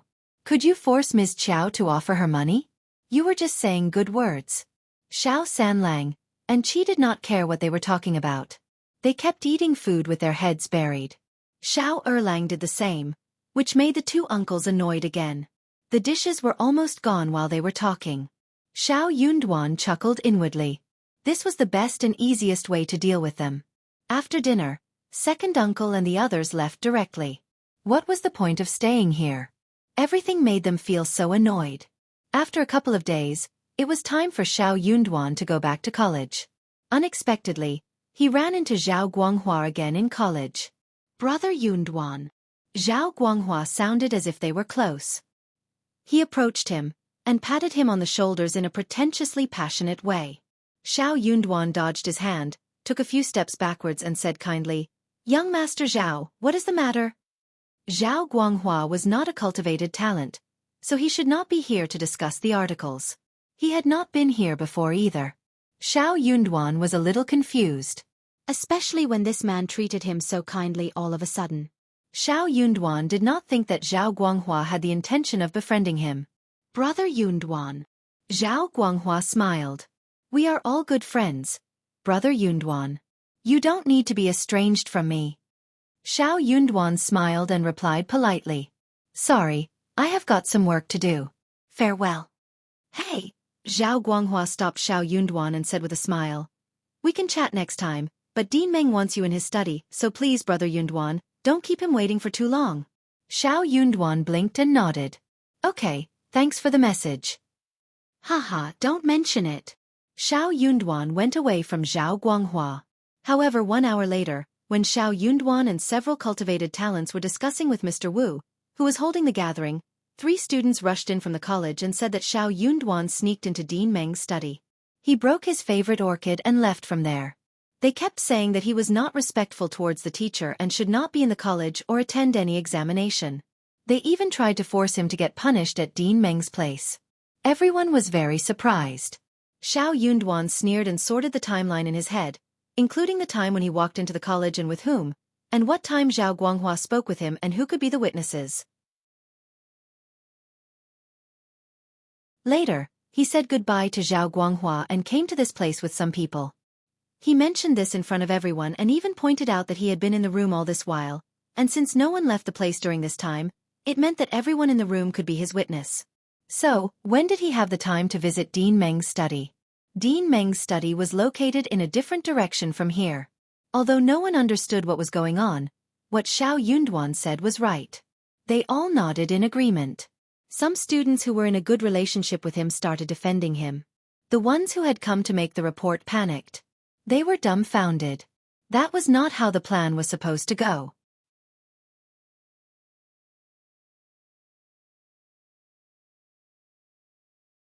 Chapter 442. A strike back. Didn't Xiao Yunduan go to Dean Meng's study at all?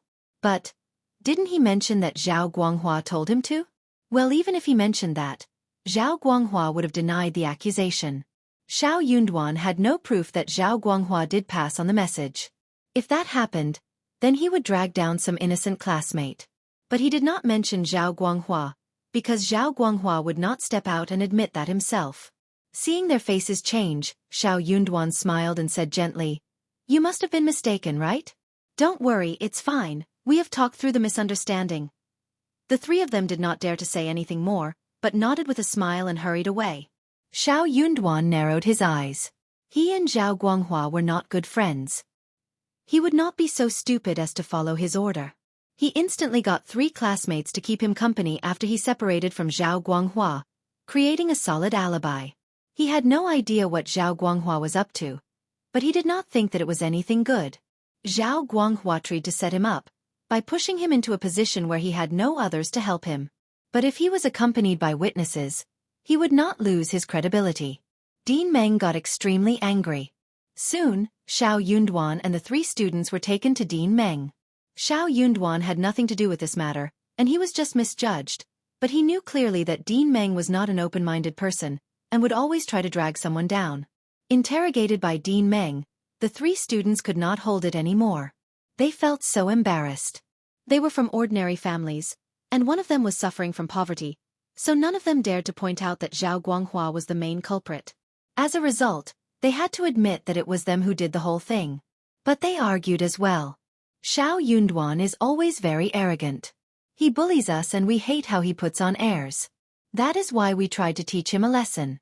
Dean, we are sorry, but Xiao Yunduan is not totally innocent. True. But for his arrogance, we would not have done a thing like this. Din Meng glanced at Xiao Yunduan coldly. Xiao Yunduan, who intended to say something, decided to stay silent instead. Apparently, Din Meng bought the ridiculous excuses, or at least half of it. In that case, Xiao Yunduan did not need to give any explanation. It would not work anyways. Xiao Yunduan, what do you want to say? Dean, this is totally ridiculous. We have never hung out together and the relationships are at peace. What do they mean by humiliating and bullying? Please, I request you to clear my name which has been wrongly dragged into this. Din Meng sneered. How dare you push your conflicts onto me? I don't care about this. Just leave. The 3 students got so startled that they kept begging for forgiveness. Xiao Yunduan was shocked. But he said nothing. Din Meng was very determined, he said coldly with sleeves flung aside. Just get out now, one more word, and I will get someone to drive you out directly, then you will be humiliated. The 3 students got so startled as if they were chicken with hands over their necks, that they had no sound to utter. Xiao Yunduan bowed and said, Thanks for your tutoring, Dean, I am leaving now. He quit the room first.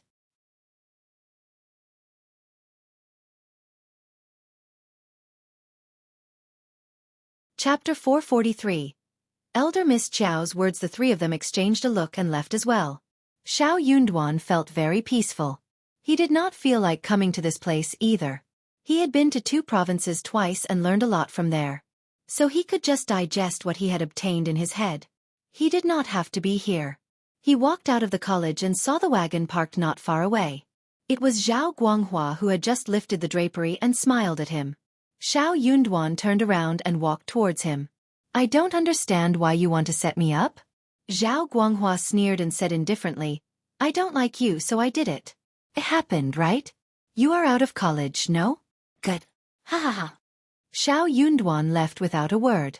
Zhao Guanghua threw a disdainful look at his retreating figure, put down the drapery and ordered the coachman to go home.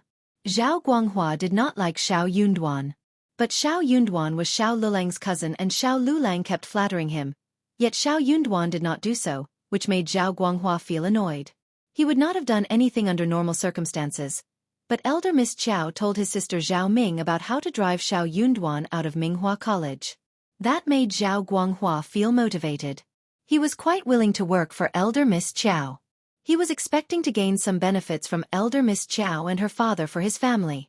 What if Elder Miss Qiao felt moved and decided to marry him? That would make everything so good. That was why he decided to make this incident happen. Zhao Guanghua did not order anyone to pass on the message to Qiao Wei at the mansion. Instead, he was going to tell Elder Miss Qiao the detailed story over dinner at restaurant Yanhe when his sister went to visit Qiao Wei. If they could talk over food a few times, their relationship would definitely become better. Qiao Wei decided to do so because after speaking with her mother the other day about ripping Xiao Yunduan of his title as cultivated talent, she realized that it was not so easy. She did not think that Xiao Yunduan would become a recommended man either, so she dropped the idea. But she still felt really annoyed. Hence, she came up with the idea about driving Xiao Yunduan away from the college. She did not think that a poor cultivated talent like Xiao Yunduan had any talent, so if he was driven out of the college, he would get distressed and would not be able to move on. It would effectively cut away his means to take the examination. She could not do it herself. But she had heard Zhao Ming mentioning about her brother who was also at Minghua College, so she went to Zhao Ming and asked her to get her brother to do the task. Hearing the result, Qiao Wei felt very satisfied. She even gave a box of cosmetics to Zhao Ming. She could tell that Zhao Guanghua was trying to suck up to her, but she did not care about the flattery. She was used to enjoying his attention all the time. Her fiancé was from a duke family in the capital, and Zhao Guanghua was just a son of some rural businessman. How dare he dream about marrying her? Back at home, Xiao Yunduan did not show any difference in his demeanor. But Qiao Xian sensed something. She asked him in private. Did anything unpleasant happen at the college? You don't seem to be in a good mood today.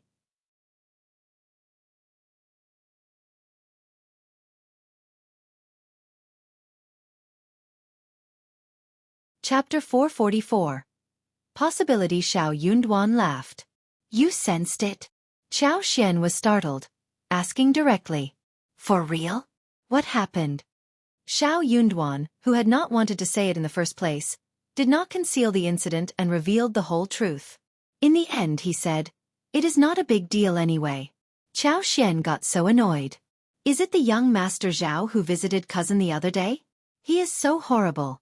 Good that you did not get tricked, otherwise it would be very difficult to get your name cleared. It was an imperfect plan, but it worked out well in the end. If Xiao Yunduan had visited Dean Meng's study and Zhao Guanghua denied that he passed on the message, then Xiao Yunduan would have had no excuse to defend himself. Zhao Guanghua was wealthy and gentle, and the college would have definitely taken his words into account. Even if this was put into the governmental office, her father would not have defended Xiao Yunduan because he would have thought that this was too humiliating for him. Worse, he would even accuse him of the wrongdoings. Xiao Yunduan smiled. This man is not a moral person, and I have never hung out with him, so I would never have believed him, especially since he suddenly tried to get close to me. Qiao Xian smiled. Other people might have ignored this point because no one would expect that he would dare to plot the dean. But you are so smart. Haha. Honestly, Dean Meng is not a nice person either. You were misjudged, and he even ordered punishment for you. Xiao Yunduan said, it doesn't matter. I don't need to go to college any longer. My studies would not be affected. But I just can't tolerate this injustice. Suddenly, Qiao Xian thought and said, you don't think that Zhao Guanghua bought out Dean Meng as well, do you? Moreover, Zhao Guanghua would not be affected even if you are not at the college, right? Why did he suddenly do this? For your cousin's sake. Your cousin isn't that powerful in his eyes, right? Qiao Xian had never met Zhao Guanghua before, but she had met Zhao Ming before. People like them would not treat Xiao Lulang as a true friend, nor do anything for him. The more she thought about this matter, the more confused she became. Xiao Yunduan had some speculations. He had never been enemies with anyone, and the only people who held a big grudge against him were the Qiao family. They ran into Qiao Ko and Qiao Wei the other day, and he met with such an incident now. How could he not think that there wasn't any connection between the two? He did not want to tell Qiao Xian about this in case she felt guilty. It was not necessary to mention this guest to her. Fearing that Qiao Xian may think about this aspect, Xiao Yunduan interrupted her contemplation gently. No one knows what someone is thinking about? It is not strange that people do something stupid at any time. I can still study for the imperial examination at home, which is better for me too. Qiao Xian nodded. If she continued to talk about this, she might make him feel even worse, so she stopped discussing it and tried to encourage Xiao Yunduan so that he could feel better. Xiao Yunduan let out a sigh of relief seeing that she did not mention this topic anymore. It was getting very cold outside, and the wild chestnuts and persimmons in the mountains should be ripe. That made Qiao Xian feel highly motivated. It was a fine day when everyone went into the mountains to seek the wild chestnuts. Xianxia soon found a large patch of wild chestnuts on a flat hill. Since there were few people in the deep mountains, many chestnuts that fell on the ground had not been picked.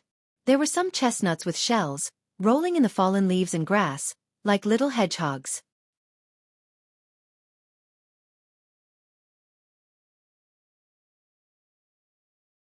Chapter 445. Abundance. Qiao and others used wooden sticks to push away the fallen leaves and weeds, and picked up the shiny black and purple chestnuts, placing them into the basket. Those chestnuts that were still wrapped in thorn bags were broken open with stones, and the chestnuts inside were taken out. There was a big patch here, and many of them had fallen. They only needed to pick up the ones on the ground. There were also many trees, and the branches were covered with dark green and light green thorns. They simply needed to climb up the tree and shake the branches, and the fruits would fall down. There could be no one standing under the tree, or they would get bumps all over the head, which might cause some hurt. Yang Xiaoni and Xiao Sanlang were foodies. They kept crushing the shells, picking the fruits and stuffing them into their mouths. The black and purple hard shell of the fresh chestnuts was peeled off, and then the inner layer of skin that was close to the nuts was taken off as well. When the light yellow chestnuts were eaten into the mouth, the juice was rich. It was crunchy and sweet, and the more they chewed, the more delicious it felt. They did not move an inch ever since they found this place. In the end, they harvested a lot of things. They had 4 packages which weighed nearly as much as 100 kilograms. Each of them carried some home smoothly. There are many trees, and we can come again in a week or so. We must take all of them home. There are so many of them. Yes, we can come again next time. They wondered what they could do with the chestnuts. Of course there were many delicious things which could be made. Qiao Xian counted them one by one with a smile on her fingers. Needless to say, fresh chestnuts, stir-fried vegetables, stews, boiled or steamed are delicious. There are also fried chestnuts with sugar, which are very appealing. After they are dried, they have another taste which is equally good. Other dishes like stewed chicken with chestnuts, roasted pork ribs with chestnuts, stewed lamb with chestnuts, braised pork with chestnuts, can also be made. We can also cook porridge, make dumplings for the Dragon Boat Festival, and grind chestnuts into powder, make chestnut cakes and chestnut buns. Anyways, chestnuts are a good thing. Everyone looked forward to all of these. We can try every one of them. I feel like eating all of them. Me too. 5th sister-in-law, tell us what to do. We can work hard so you won't be tired. True. Qiao Xian smiled. Sure, we can fry fresh chestnuts with yams, steam them or something. We can start with that for tonight. Everyone smiled and nodded. Xiao Xiaoqi said regretfully, but it is getting late, and we won't possibly run into some wild animals to fry with the chestnuts. Qiao Xian smiled. Don't need to be anxious. We can dry chestnuts for an even better taste, and we can cook such dishes in the future. Back at home, they poured chestnuts into the basket, which was kept in the vacant room for sun drying. It was very broad and clean in the yard, very handy for sun drying. They picked some chestnuts, boiled them briefly, peeled off the shells, and the aroma of chestnuts wafted into everyone's nostrils. They took a bite of the flour and glutinous, which was delicate and sweet. Everyone liked it very much. Ms. Fong peeled the chestnuts for her grandchildren. She smiled brightly. You are so lucky to have found so many things which no one else could find. So many chestnuts. How can we finish them all? Yang Xiaoni smiled. Mom, we can finish them. The 5th sister-in-law said that we can make many delicious dishes, add them to vegetables or porridge, ground into pastry, etc.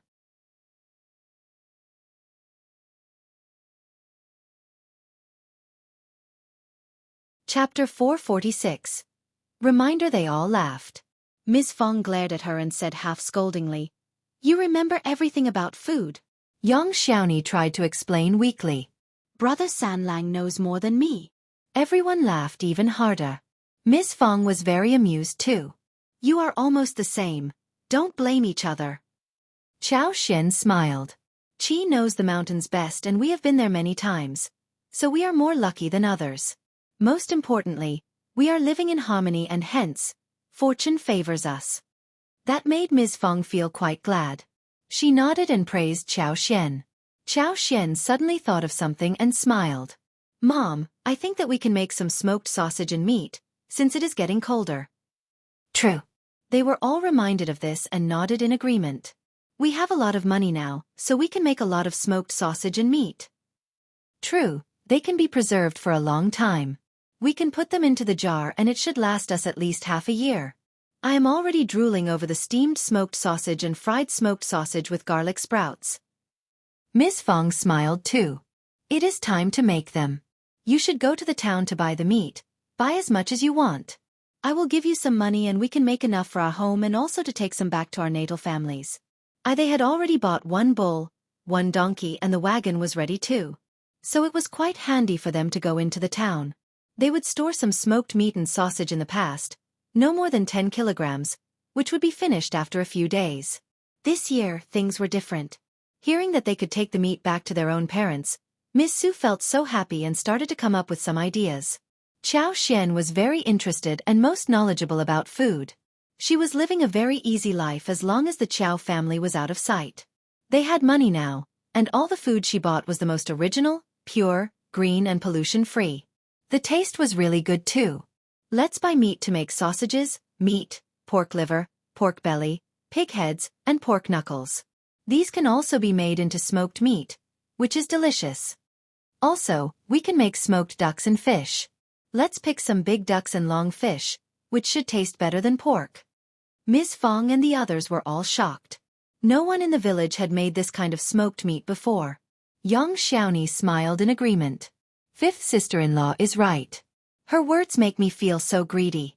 Mom, let's make them please. Yeah, we can fish in the river, find big fish. True. Okay. Ms. Fong smiled. Let's make them all. Buy 10 big ducks home when you shop for meat on the street. They all smiled and nodded in agreement. So the next day, Xiao Sanlang and Yang Xiaoni went into the town to buy meat and ducks. Qiao Xian and Xiao Yunduan went into the mountains to dig winter bamboos together with Tao Tao and Qi. Qi had spoken about the winter bamboo the day before, and he knew where wild bamboo forests were. Those were good things that should not be missed. Hence, they went into the mountains to dig winter bamboo. Digging bamboo needed experience. It was not that easy and did not always guarantee a good harvest. But the winter bamboo in the soil was not a problem for Qiao Xian.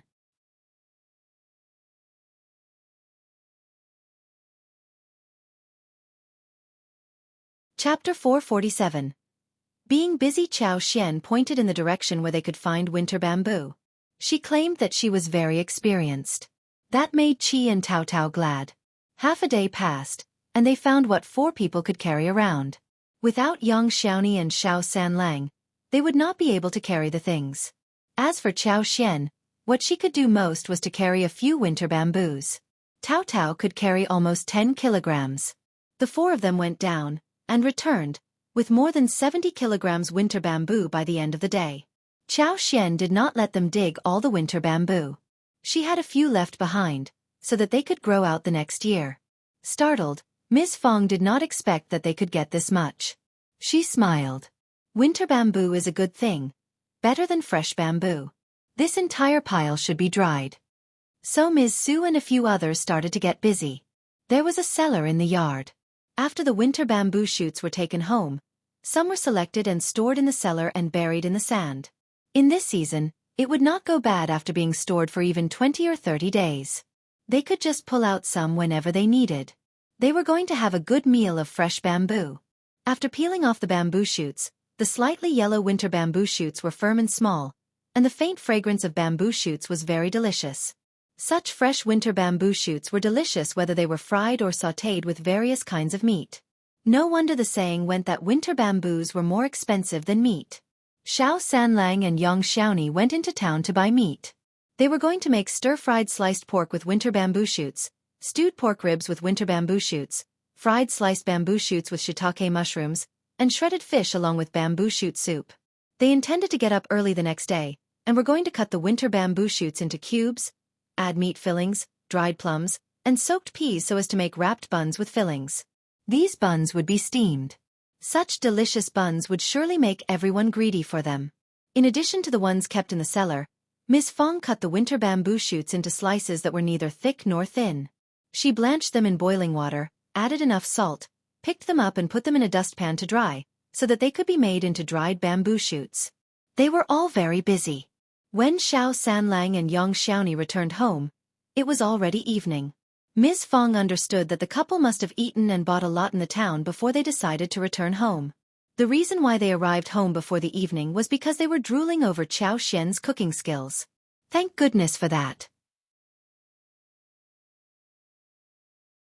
The two of them bought half a piece of pork and asked the butcher to cut it into pieces suitable for making smoked meat. They bought another 20 kilograms of meat for making sausages, as well as casings. They also bought what Qiao Xian asked them to, which included 3 pig heads, 6 pork knuckles, 2 pig livers, and 3 pig stomachs. They even had rib bones and pork belly with them. They managed to buy 20 ducks who quacked all the way home. They could not deal with the ducks this evening, so they were kept in the shed in the yard. Pork needed to be processed first. They were all engaged in different tasks. Qiao Xian was cooking, whilst Tao Tao and Qi helped her. Ms. Fong, together with 2 of her daughters-in-law, started to wash the meat, pork knuckles, pig heads, etc.